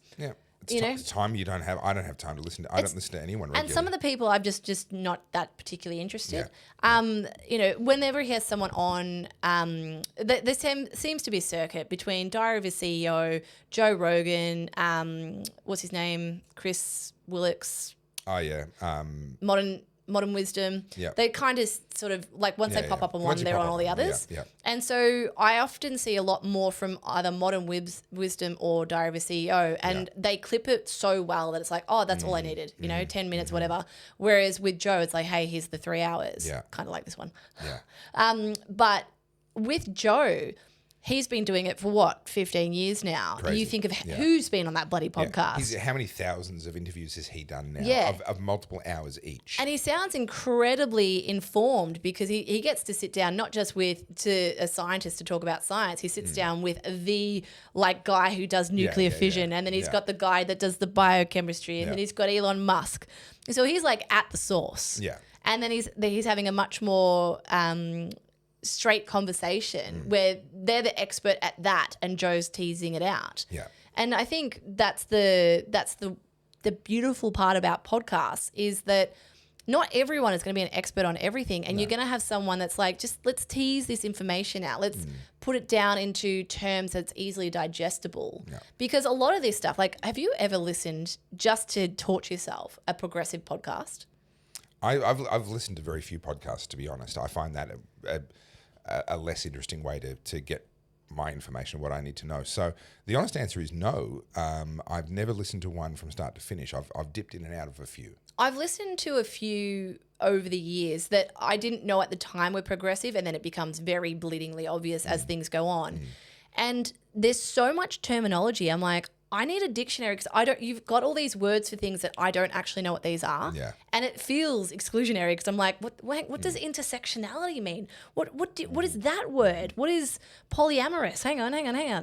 And then you learn it. They've got their own language. And I feel like now we're at a point where these are the conversations that you and I record, that Joe Rogan was recording, Modern Wisdom, where it's like, you've got your experts, you've got your people who know their stuff, and in that environment they can hold their own. But in a more conversational, sitting at the dinner table, having a chat, you don't want to talk like that. Yeah, you can't. You want to tease out the conversation and then throw in some anecdotes and some personal stories, and it becomes enjoyable.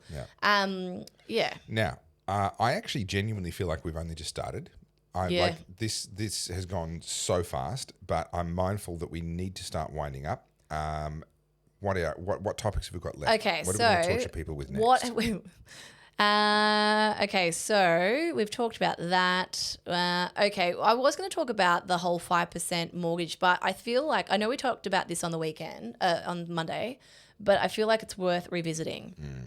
Okay, so talk about women in positions they shouldn't be in. Yes, a post-turtle. I've mentioned the post-turtle Yes, before. you have. Yes. And I think Jacinta Allan is one of those. So what I want to talk about here is she's come out to talk about the murder on the weekend, the one I mentioned, and he was an Aboriginal kid, 18. And now the youth that's been arrested is now fearing for his life in remand. Yeah. He's worried about retaliation. Yeah.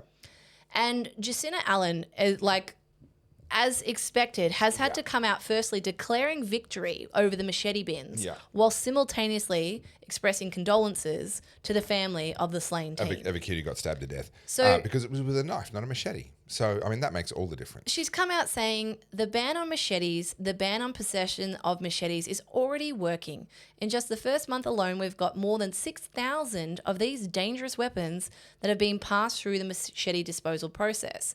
And then we have, when you add to that, more than 11,000 knives and dangerous weapons Victoria Police have seized, particularly as a result of those expanded stop and search knife powers, we are seeing measures like this work. And then she said the loss of another young life on the weekend as a result of knife crime, as a result of young people carrying these dangerous, deadly weapons, is a reminder of not only the importance of banning the machetes, getting them off our streets, but also that there is further work to do with young kids so they don't carry these weapons because clearly they are deadly. Like, talk about newspeak, doublespeak. Well, this is the classic thing that I talk about a lot in my videos, where a bureaucrat or a politician does not want to actually fix a problem. They don't benefit from fixing a problem. They benefit from promising to fix a problem.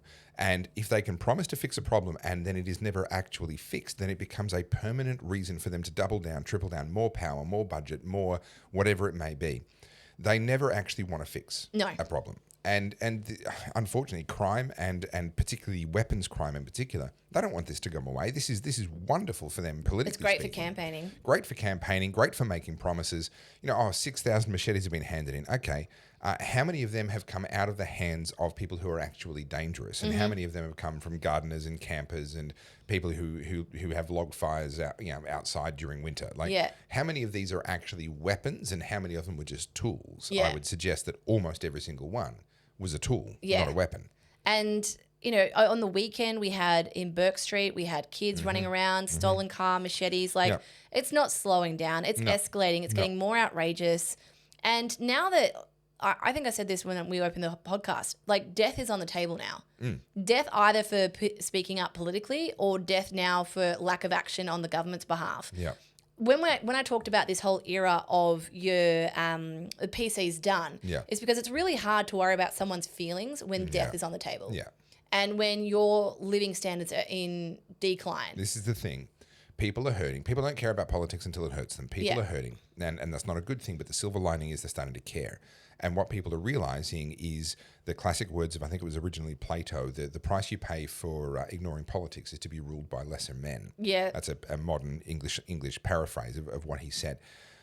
We have been ruled by lesser men and women. We've been ruled by people who were, I'm going to do it again, Tolkien, childless lords living in high towers, musing on heraldry, more concerned about how things looked and seemed and felt than actually the future. They weren't investing in the future. They're not connected to the worries of today.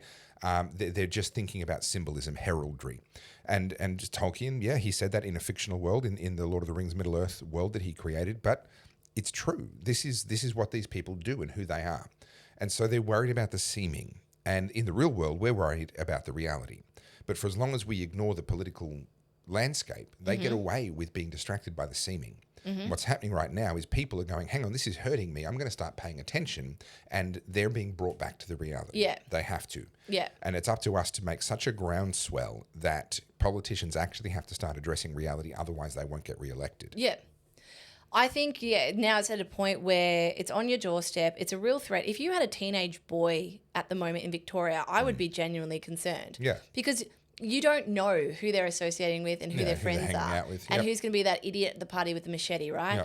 You don't know what they're actually doing. Are they out stealing cars? Until you find out that your child dies in a high-speed chase or a high-speed crash. That can be true, but there's also an awful lot of parents out there that kind of do know, but throw their hands up in the air or just don't get support. I mean, there are parents that have literally asked for the courts to keep their kid in custody. They're like, so we've lost control of our kid. Can you please just keep him in custody until we can try and straighten him out? And the courts won't do it.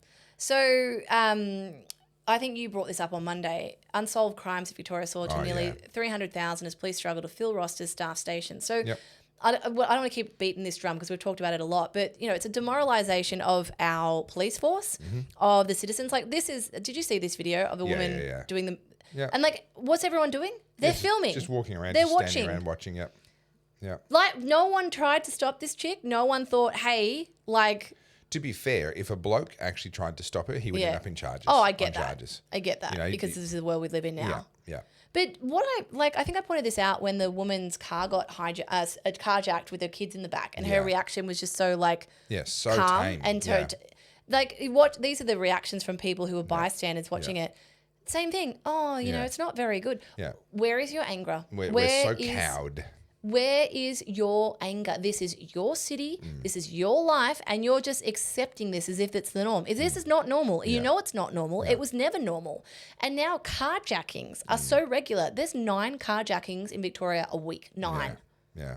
This is insane. Yep. And people are just, that's not very good. Yeah. But elections have consequences. And people lose contact. We talked before about how we adjust to what we experience, and humans are phenomenally adaptable.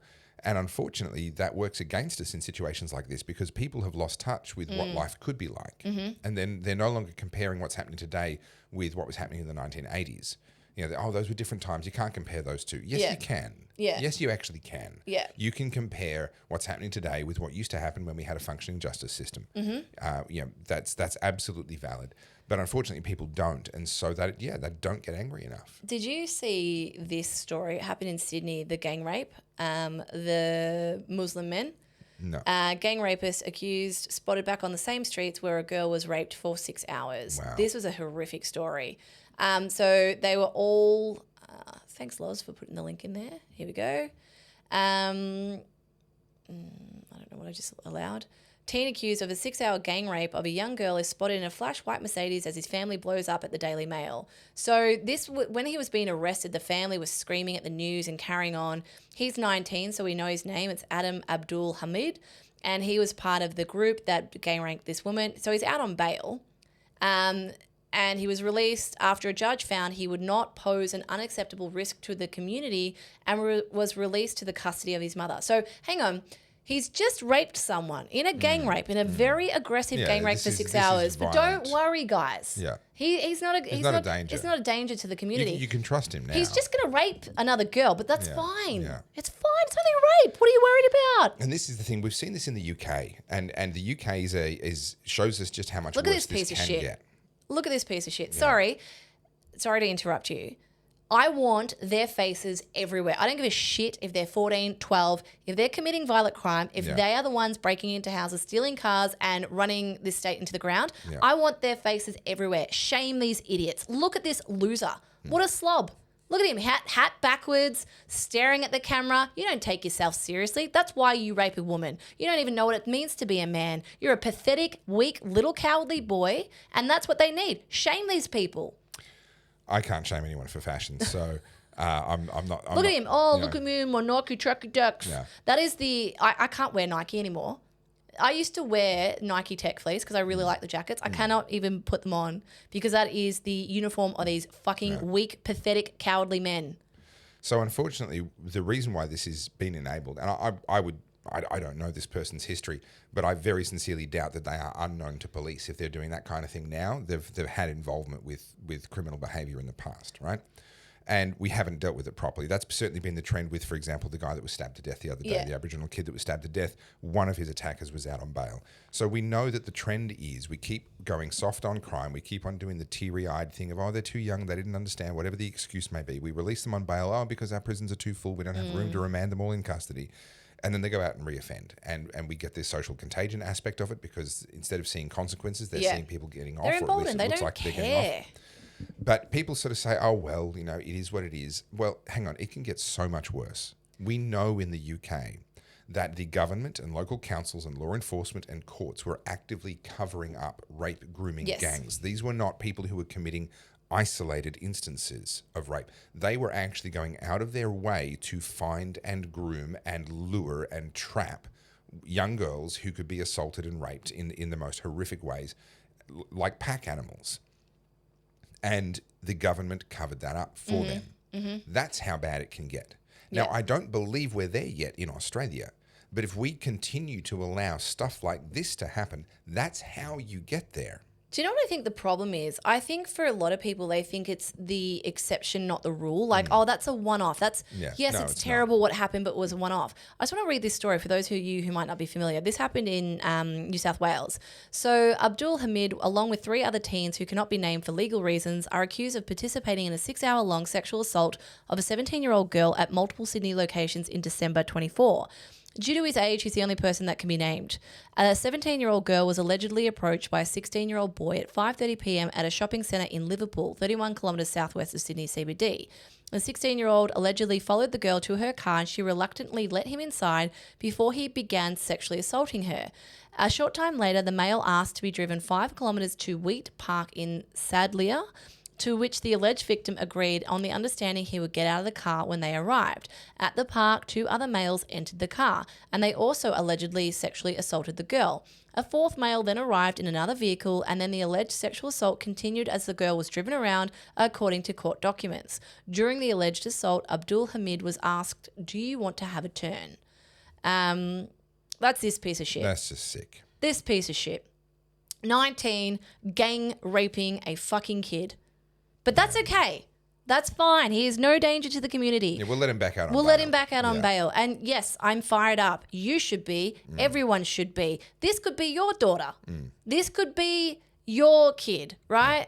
And until it happens to your kid, no one seems to think that this is serious. And then I want to contrast it to this, right? Just because let's be angry together. Outrage over trans pedophile Autumn Tulip Harper's sentence and allocation to a women's prison after he abused his own 5-year-old daughter. Yeah, wow.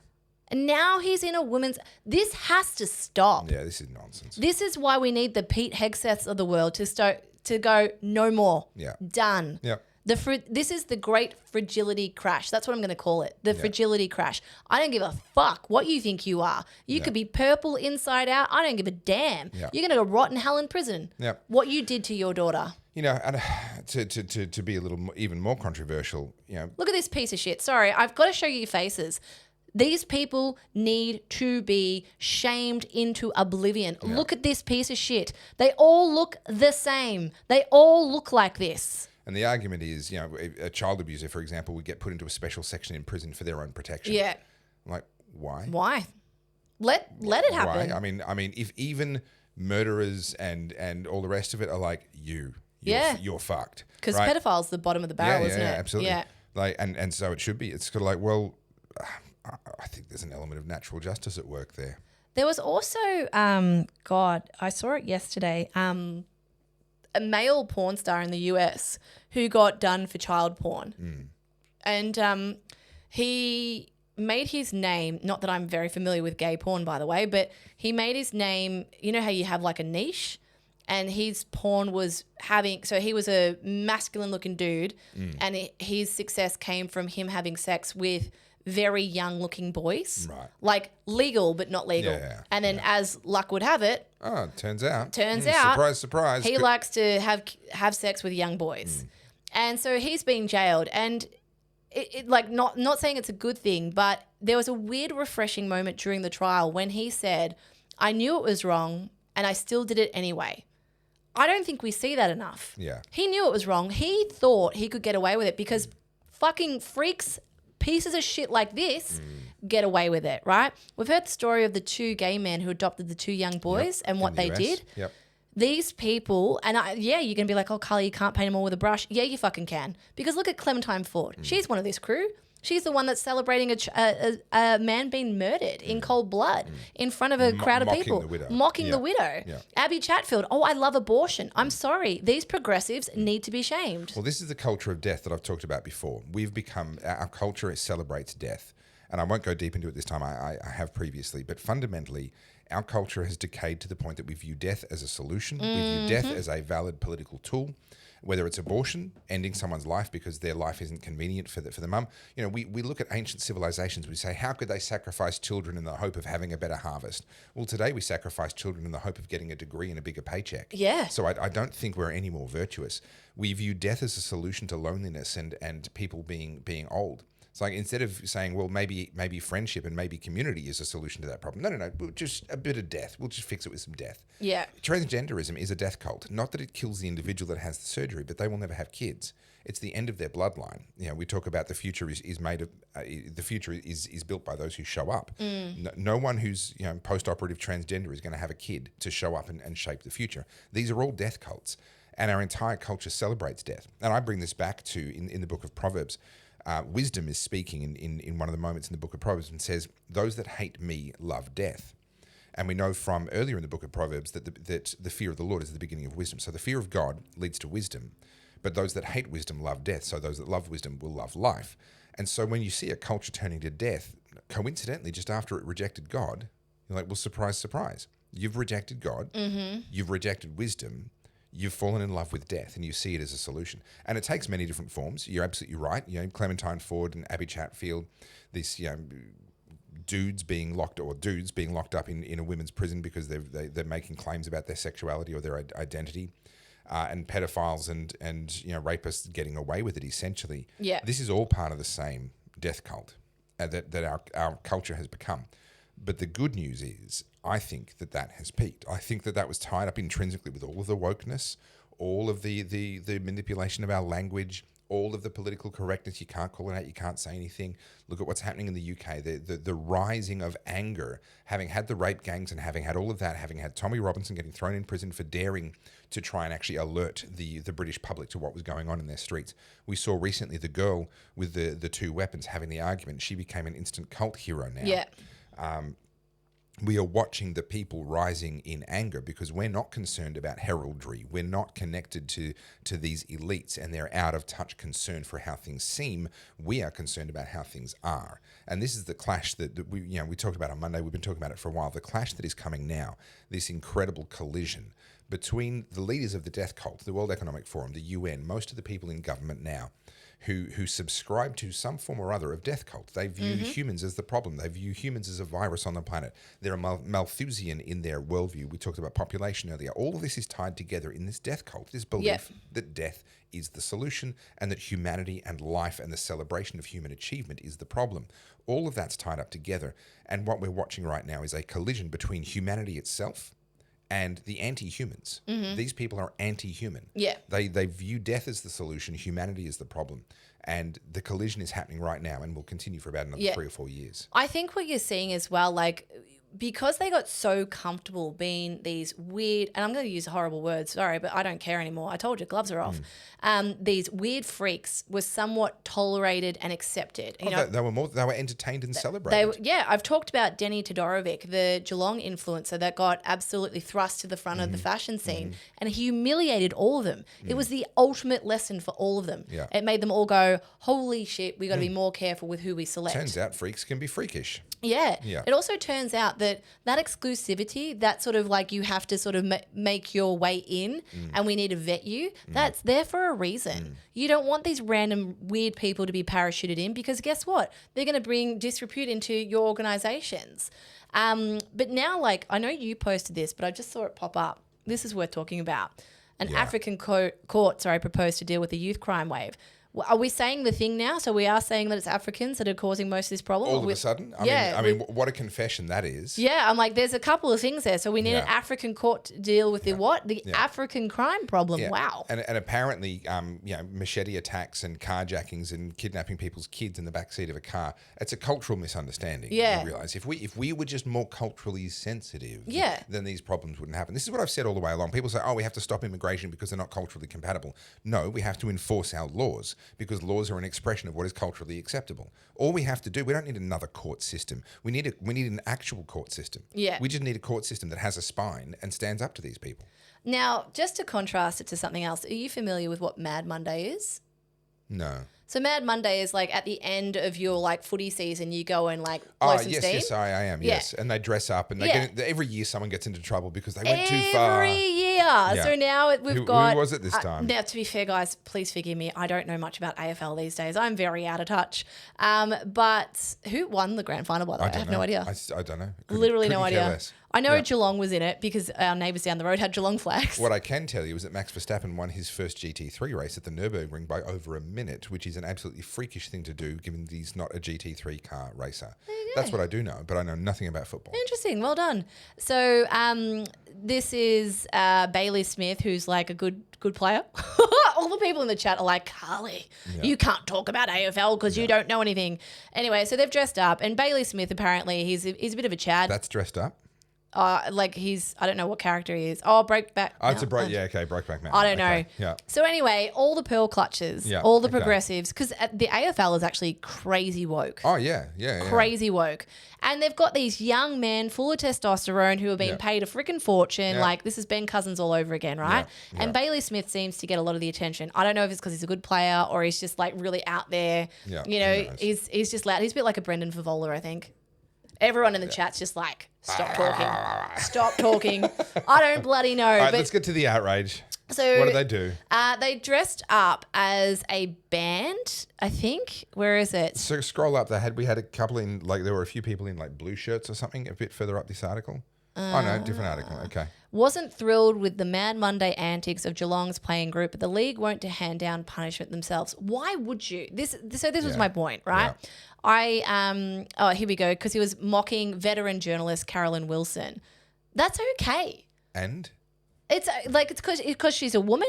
Yep. She can't be mocked. Yeah, I don't know. Sorry, but this has gone on too long. This is what I'm saying. This is the fragility crash. That's what I'm calling it. The wokies made a rod for their own back the moment they intervened the first time. You see, it's like the social media platforms. If they had never committed any acts of censorship against COVID or whatever else, then they can say, well, this isn't us. Yeah. Our policy is we don't get involved. Right? Yeah. You have to take that up with the person who made the post. Yeah. The minute they go, oh, that's off limits and take something down, now every single piece of content on their platform can be used against them. Well, you haven't taken that down. You must agree with that, right? So the minute they get involved, it's like sticky fingers. They can't get it off their fingers now. The minute the AFL bought into, this is why you never bow to the wokies. The minute you bow the first time, it sticks to your finger. You can't extract yourself. And the AFL has gone all in on this stuff. I mean, they've got all the pride rounds and the Indigenous this and all that kind of nonsense. They celebrate every time a player comes out as gay or what have you. They celebrate. It's this big party. They love the attention that came with it. But guess what? The minute you start playing that game, you have to play that game on everything. No one, the woke crowd are not going to let you off the hook. Every time you go, oh, look, that's not really our thing, people are going to be, really? Is it not now? Oh, I thought you cared. I thought you were one of us. Yeah. Blah, blah, blah, all that nonsense. No, you never give in to the woke mob. Not if you do it one time, you have to do it every time. So this is what I was looking for. 3 players attended the event dressed as Kneecap, an Irish rap group who have been accused of supporting terror groups Hezbollah and Hamas. Again, who cares? Who cares? Yeah. They're dressing up to be funny. You're allowed to be funny. They're dressing up to be provocative and controversial and whatever else. So now the media, having amplified that, has given them exactly the thing they came out looking for. Exactly. These are young boys who, at the top of their careers, they've got money to spend. They spent a whole season having to be super strict diets, strict with their routine. They're blowing off steam. Let men be men for a little bit. Fuck. So you know the guy that he basically made a career out of photobombing royal photos and like high profile photos, and he managed to get into, I think it was a royal photo as Osama bin Laden. Yeah. I think it was, I don't think I'm lying. Yeah. Who was it? Let me Google. Well, just Google Osama bin Laden imposter royal family or something like that, and I'll Google. It might have been, was it that, or was it like a soccer team, a famous soccer team? Anyway, he literally made a career and it gained notoriety of just finding ways to. Bloke who dressed up as bin Laden with a large merkin, like a pubic hair wig on, in a dress, wearing a turban, and sneaked into Prince William's 21st birthday. Yeah. Front of Windsor Castle. Oh, this guy. Yeah. One of the oldest castles in the world. He was standing at the front. He used to call himself the comedy terrorist. There he is with his there he merkin is. hanging out, right? Yeah. Oh, God. Aaron's whole gig was, what Aaron used to do is...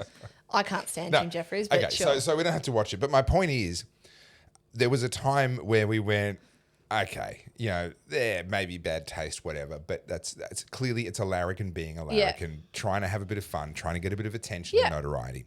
And now we have to be outraged by it. We're not allowed to just be like, yeah, all right, have your fun. Yeah. Clean up after yourself when you're done. It's just so exhausting because I'm like, okay, you've got time to be worried about that, but you've got no time to be worried about, I don't know, kids getting hacked to death by machetes on the street. Yeah, apparently that's too hard. Realistically, and this is what I mean, this is why I keep saying fragility crash, because like no one cares about your feelings anymore. Like no one cares. No. Be offended, cry about it, get on with your life. Yeah. If that's the worst thing that's happened to you today, I mean, you made that point before. If someone's really offended by something, that's because that's the worst thing that's happened. Yeah. Okay, so the worst thing that's happened to Carolyn Wilson is that one of the young players dressed up as her. Yeah. Oh, dear. Fucking boo-hoo. Yeah. Cry me a river. Jesus Christ. Yeah. You nearly called her a bitch, didn't you? I did. I heard stopped the word. myself. You stopped, but I still heard the word. I was like, okay, let's not be. Why do I always get so fired up at the end of the podcast? Look, we do need to wind up. I've got a long drive ahead of me because you've moved another 10 minutes further away from home, and it's just it's terrible. Blame the Victorian rental crisis because you could have moved up to Albury. I'm just saying. He keeps trying, guys. I will never. I will never. I'll never say never. I want to show you this just to round out. This is Zohan Mandani, the guy who's going for the New York mayor. dictator of New York, yes. Oh, we do have to talk about your mate quickly. Oftentimes, we've even found as legislators, when we go into these courts, the term violent crime is even used when people are stealing packages. Violent crime is even used when people are accused of burglary and there happens to be a housing unit in that same dwelling. So violence is an artificial construction.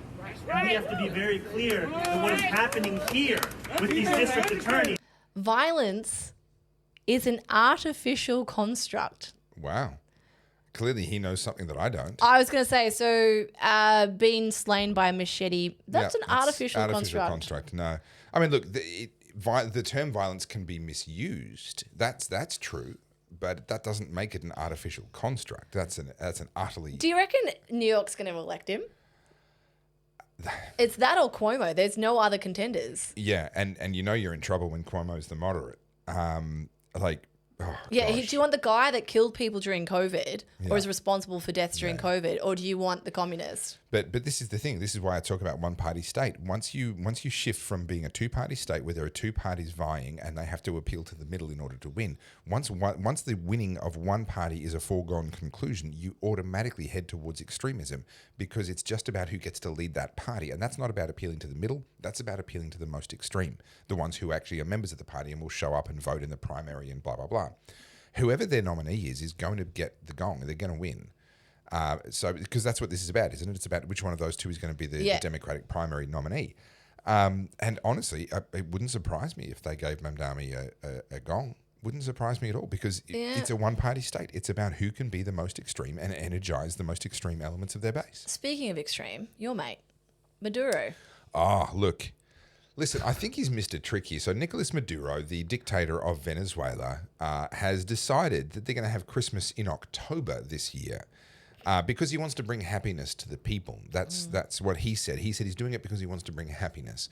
I mean, fuck December, right? No one needs to be happy in December. Well, we just want them to be happy in October. Fuck giving them fresh water and access to their human rights.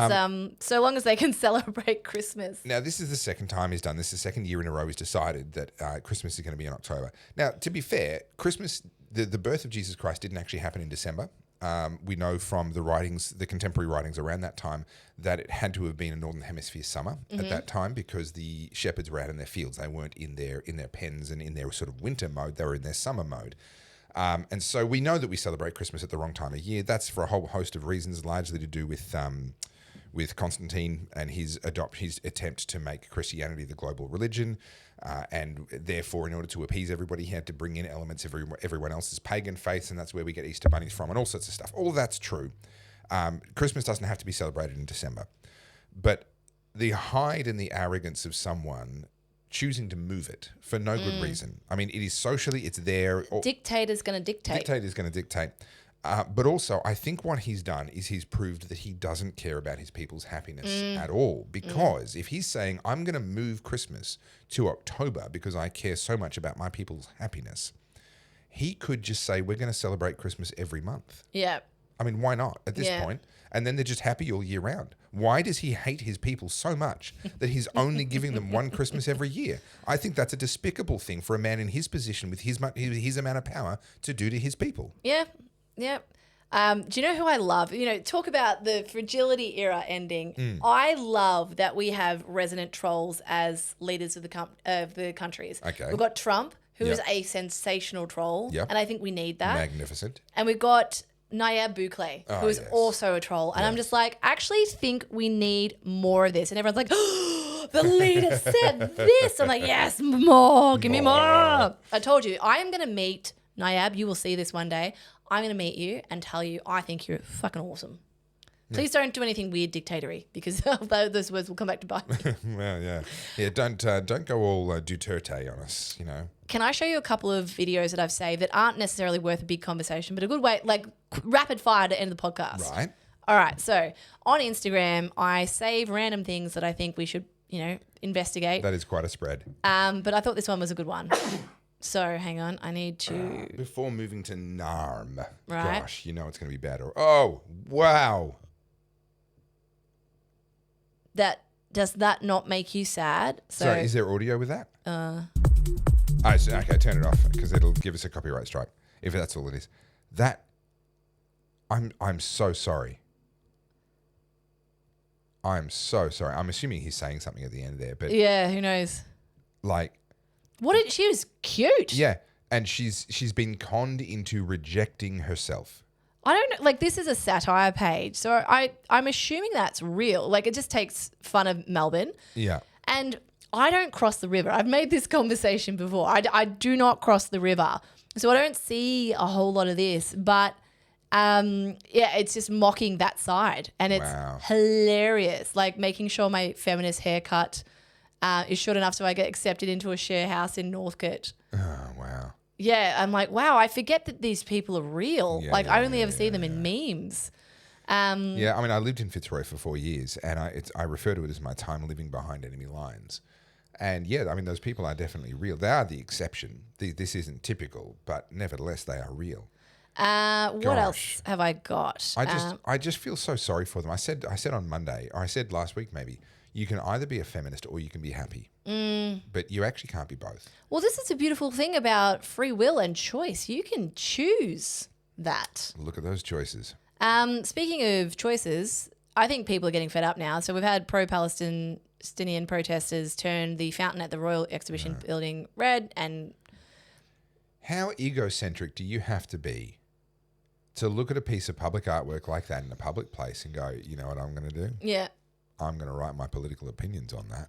And it's interesting because, I mean, there's a comment here, right? Fighting for justice doesn't mean destroying history. Vandalising a heritage site is not the right way to go about it.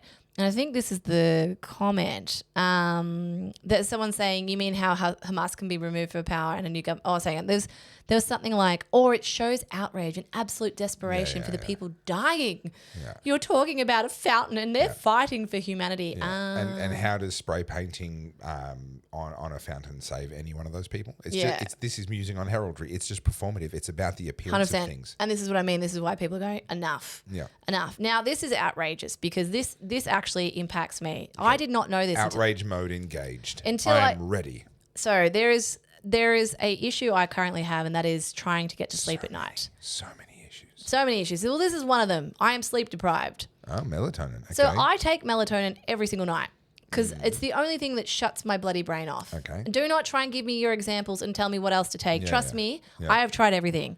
Have you tried magnesium? I have. Oh, I'm out of ideas. It's my brain. It's like la la la la la la la. And as soon as my head hits the pillow. Sorry, I missed the mark. I wanted you to go nuclear because you had just said, "Do not tell me what else to try," and so I just jumped in with the thing that I do, which is and you didn't take the bait. No, you've grown up. You're boring. I'm trying to be responsible. You're boring in your old age. So I didn't know this, but the TGA has come out saying, "No, this is bad. You can't have it," and I can't get it. Wow. And they're like, So we're going to have a black market in melatonin now. Products sold online could contain up to 4 times the amount of the hormone advertised or none of it at all. That's according to new testing by the drugs regulator. Spring Valley Extra Strength, Smurfs Kids Gummies, also Natrol Melatonin and CVS Health were among the 8 brands with the highest variations in dosage.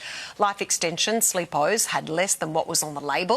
Nothing was detected in Live Natures. In a new safety warning, the Therapeutic Goods Administration says patients should stop using the items immediately and that it's working with Border Force to try and destroy illegal supplies from overseas. Where? Don't take my melatonin. Get stuffed, TGA. Yep. And we spend a fortune for this. For them to do this. It's infuriating. I used to buy it from iHerb and I literally went on there yesterday and it says this is not available in your country. And I went, huh? Yeah. What do you mean? I've been buying it from iHerb for like a decade. Yeah. And that is annoying. But we've also hit the 3-hour mark. Okay. And I've just turned into a pumpkin. No, one more. One more. Fine. You've seen this graph. Oh, yeah. Brutal. And it's interesting because when you talk about this with regular normies, your average folks, and they say, yeah, cost of living is getting really hard, and you sort of explain it, and they're like, no, it's not from COVID, no. If things feel hard, it's because they are. For those that are listening, we're looking at a graph that says Australia's fall in disposable income is the worst in the world. It shows a bunch of OECD countries, mostly in Europe, on the right-hand side, and Australia is on the left-hand side in a big red bar that is almost as big as the biggest of the green bars. So our fall in disposable income is almost as high as the highest increases in disposable income that have happened in OECD countries around the world. If it feels Italy? hard... No, that's not Italy. What country is that? I can't see it from here. Is that green on the bottom? Green on the bottom, red on the top. Isn't that? I'm going to get in so much trouble here. Isn't that Ireland? No, Ireland's orange. Oh, and Ireland's vertical. Yeah. Vertical. Yes. Italy's vertical. What's horizontal with a red line? Red, at the white, top? and green flag. Red, white, and green is Italy. No, that's the vertical lines is Italy. So Italy is Okay. the third on the map. Red, white, and Is it Albania or something? green flag. Horizontal lines. Yeah, I'm just going to find it here. Yeah, great. So tell me what country it's from. You stupid thing. No, it's not Mexico. That's vertical. Red, white, and green horizontal is Hungary. There you go. Hungary. That's why I wasn't able to pick it. Is because it's not a country whose flag I'm familiar with. And Poland, just Yeah, above Poland. it. Well, Poland doesn't surprise me. Hungary, to be honest, actually, yeah, that's fair. That shouldn't surprise me, to be honest, given the policies that they're pursuing at the moment. Well, don't they say that? Was it Hugo? What's his name?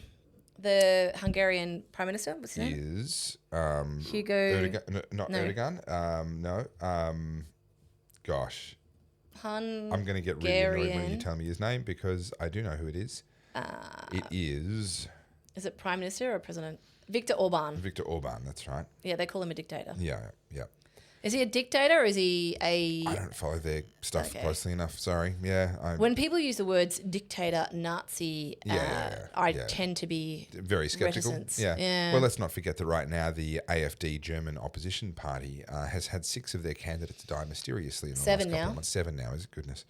And that's starting to push beyond credulity when it comes to, it's just a coincidence. And so I would suggest probably that a country that appears to be assassinating its political rivals might be somewhat more dictatorial than other places. Yes. That's happening in Germany.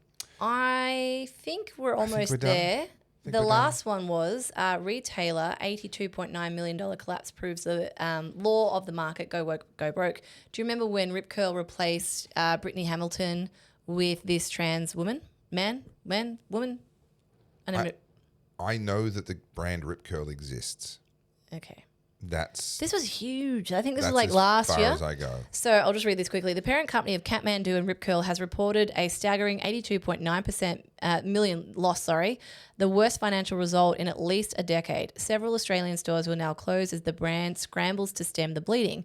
The collapse did not arrive out of nowhere. It followed a self-inflicted wound, the decision to use a transgender athlete to promote women's surfing. The campaign was hailed internally as progressive and inclusive. Externally, it detonated like a bomb. Customers abandoned the brand. Longtime supporters organised boycotts, and loyalty built over decades evaporated almost overnight. Yep. A marketing department that thought it was bending the arc of history instead bent the balance sheet into a nosedive. Well written.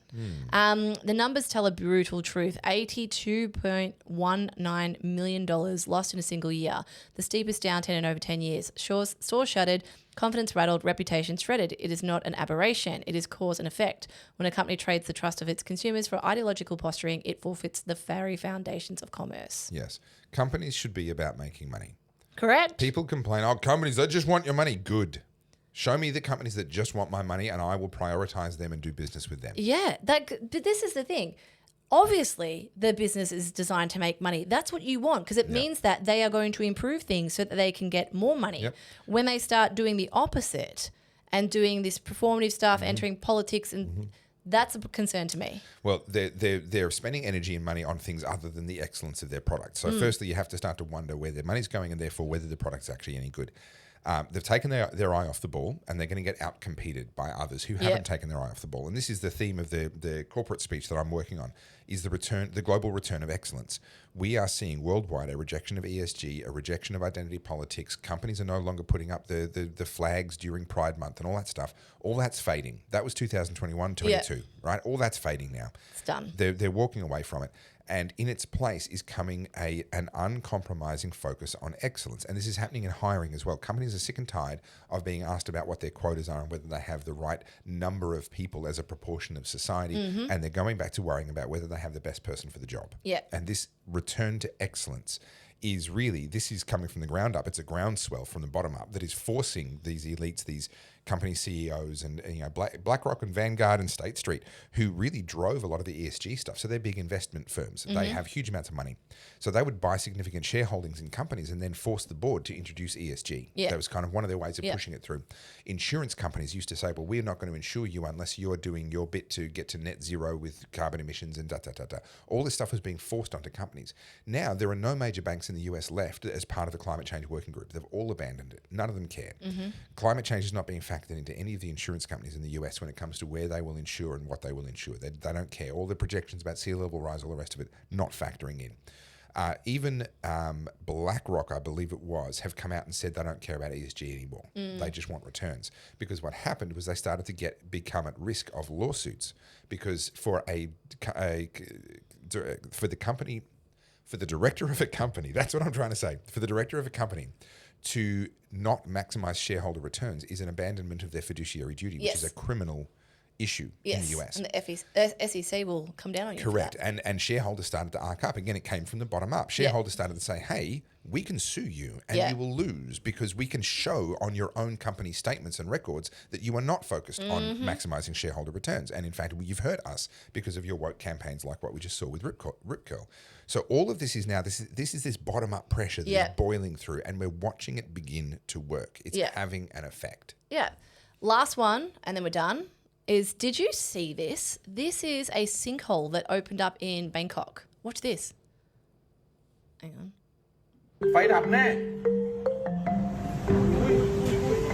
Yeah, I'd be backing up real quick if I was. Wait for it though. So you see this first, you go, oh shit. And all those people are standing there thinking, oh, that's all the hole is. No, back up. Like literally just keeps. No, don't walk up to the edge of the damn thing. Just don't worry about the car, bro. Yeah, and then wait for it. Just nope your way out of there. All those idiots just standing there looking in the hole like it can't get bigger. It just keeps going. Oh my goodness. It's just going to start swallowing buildings, isn't it? This is like in the middle of Bangkok. And then, this is the aftermath. So that's this is a hospital. Yeah, wow. And all the land underneath is gone. Well, judging by those piers that go down, I would say that that's actually a man-made collapse. It's probably not a natural sinkhole. Yeah. I would say that either foundations have been put into a sinkhole, maybe, or more likely work was done underground that has then actually collapsed. Yeah, like crazy. Yeah. How do you feel that? What do you do? I don't know. I don't know. I don't know how you fix that because where has the earth gone? Like down where? Okay, so hang on. Let me have a close look. Okay, so those were piers that were drilled into the ground. So they're in the bedrock? Well, it looks like they're going through dirt and then they would have gone down to bedrock, I would imagine, or at least gone down a certain distance where the engineers would say that's going to give it enough stability. Isn't that a prerequisite? It has to touch bedrock? No, not necessarily. No. So for example, Crown, all that South Bank land was considered unusable because it was too unstable, it was too marshy, it was too soft. So in order to build that whole Crown complex and all that stuff and all the skyscrapers now, they had to put down a huge number of piers down into the dirt. And I don't think they go into bedrock. I think they literally just keep going through swamp, essentially, deep down. But yeah, you get deep enough and eventually you'll get stability. So yeah, that could be a natural sinkhole that they just weren't aware of. And those are just piers that have been drilled down, maybe. But I mean, that looks like, is that a rock surface or is that a man-made edge? That looks too clean. Yeah, that looks like concrete, doesn't it? Yeah, so it looks like I wonder if there was a cavity left under there. Yeah, look at that. Yeah, because a lot of that looks like man-made concrete around the sides. So, yeah, I saw that on the news and I went, whoa. Yeah. Well, thankfully no one died, I don't believe. Yeah. Well, they just had an earthquake in the Philippines, 6.9, and there are reports of deaths. And Roy and my team, as well as my wife's team in the Philippines, in Cebu, were affected and pretty freaking terrifying. Mm-hmm. Indoors and not able to get outdoors in a hurry, and it's just kind of like hug your kids, hug your husband, hug your wife, hug your partner, and hope that the building doesn't come down. I am very familiar with earthquakes. You are very familiar. Yes, they're not fun. Yeah. Well, on that happy note, on that delightful tone. Yeah. I know I get to a point where my bladder's so full that I'm like, I actually can't go. I need to. Yeah, you have to, well, thanks for joining us. Head over to @ the Oddcast HQ and give us a subscribe on YouTube. We are at 3,500 almost. Buy us a coffee all the way over there. Oh, yeah. Buy us a coffee. It's amazing how quickly that moves around. So, actually, on the Buy Us a Coffee thing, so I set up a foundation membership for the OG Oddies, and someone was saying, Carly, what do you classify an OG Oddie? Anyone up until we hit 3,500 subscribers and our 40th episode, because we're going to hit 3,500 probably by tonight. Yep. And next week is episode 40. Okay. So, if you want to be an OG Oddie and you want to jump on to Ko-fi, so here, you can sign up as a membership. That is going to give you priority access for everything moving forward. Now, we have got big plans. We'll have our first live show, our live first in-person show, first birthday coming up in January next year. We will be expanding to have guests. We will be doing all Adrian the things. Portelli, if you're watching, we know you're a big fan. Yes, and this will give you guys the OG first off. So I did this in my old company. I did a crowdfunding to start the company, and I think it was maybe like 120 people who supported that. And then for the rest of the company's life, they had 25% off anything, anytime, whenever they wanted, and they had first dibs at everything. So we're going to do the same with the Oddcast. You guys who are OG Oddies, discounts on merch, discounts on everything. We didn't discuss this beforehand. So I was like, why are you giving everyone free stuff? The 40 weeks seems a bit arbitrary. Couldn't we just say, if you're in the first year, and I know you're trying to do a marketing thing, you're trying to like get people into coffee, and I'm kind of undermining that, but couldn't we just say year one? No, because year one is the OG. No, because if you get onto it at like the last episode of year one, you're not an OG. You haven't been here for all the tech issues and the old house. Oh no, we'll have more tech issues. Don't you worry about that. Think about what the first people saw. Right? And now they're like, oh, this looks way nicer because you know what it is? The walls are white. The walls are great. You're right. I was looking at it as well. This studio, we look better. Yeah, it's because the walls are white and it's actually reflecting everything, whereas it was cream. Yeah. And so it was sort of absorbing a lot of the light. Yeah, the blue, because we're using a lot of blue hues, and so that we get soaked up in the cream. Yeah. So, all right, fine. Have it your way. I don't know. I just thought it was a round number. 40. So yeah, if you want to be an OG Oddie, I like rewarding people. I'm a big fan of reward programs. I'm with you. We do need to make some decisions around our first birthday, and we need to put the word out and find out how big does this venue need to be. Yeah, maybe you should let us know in the comments how many of you guys would come in person. It's going to be in Melbourne. It'll be in Melbourne. Yep. Yeah. It'll be probably in like metropolitan Melbourne, eastern suburbs, somewhere, something like that. If you have a venue that you'd like us at, we'd like to support you. That's a great question. Yes. Yeah. If you have a venue in Melbourne, somewhere close to the CBD or on the eastern side, let us know. Do we have special guests at this thing? I think we do. I reckon we literally try and get through to Adrian Portelli. I'd love to. He follows me on Instagram now. And just say, hey, buddy, how He's about a busy man. Sure. But I mean, we're the Oddcast. But I'm important. As if he's not going to make room for us. Yeah. And I've got site inspections who follows me too. So maybe. Gosh, like that would be hit the jackpot. Yeah, I just have him. No, what I'd do is I'd record his voice into like one of those little buttons. And then I'd use him as like a non-compliant, good from far from good. And just that's what I would have. It's going to be good fun. All right. Head over to goodpeoplebreakbadlaws.com if you'd like to get some Oddcast merch. Oh, you're wearing a shirt for the first time. Not the first time. I don't think you've ever worn an Oddcast shirt. Once. I have worn it once. Is that the... Show us the back. Break your neck. Turn around. I'm going to make myself look fat, which is fine because I am. Flash your bum to the camera. On cables. Hang on. Am I low enough? To your all right. There we go. Tangent time. I can't break myself anymore. Gosh, my feet are caught up in cables because I'm charging my laptop down there. First world problems. I felt like a walrus trying to get around on land. Yeah. Anyway, do that. Do the thing. Do the thing. And sign up as an OG Oddie. Sign up as an OG Oddie. Help us out. Make sure you've subscribed. Spread the word. And tell more people. Yeah, tell more people. And we'll see you on Monday for a live. Because the other thing is too, if you're not an OG Oddie, you wouldn't have seen me prior to my elocution lessons. Wait till Of course. I've got my lessons and then I now enunciate everything. Maybe we should allow the OGs to keep joining until I get my teeth fixed. And it's like, oh no, if you never saw Topher's crooked teeth, you can't be an OG. When are you doing that? I don't know. At some point in the next 10 years. I don't know. Oh, I was going to say. It's quite a journey, having done it myself. Yeah, but I don't want to do the whole veneers. Like for me, it's not cosmetic. I want to open this jaw up to try and improve my breathing, so that maybe one day I don't have. I did that so I could chew again. It's the whole, actually, to be fair, modern surgery is totally different. They literally, this is gross. You ready?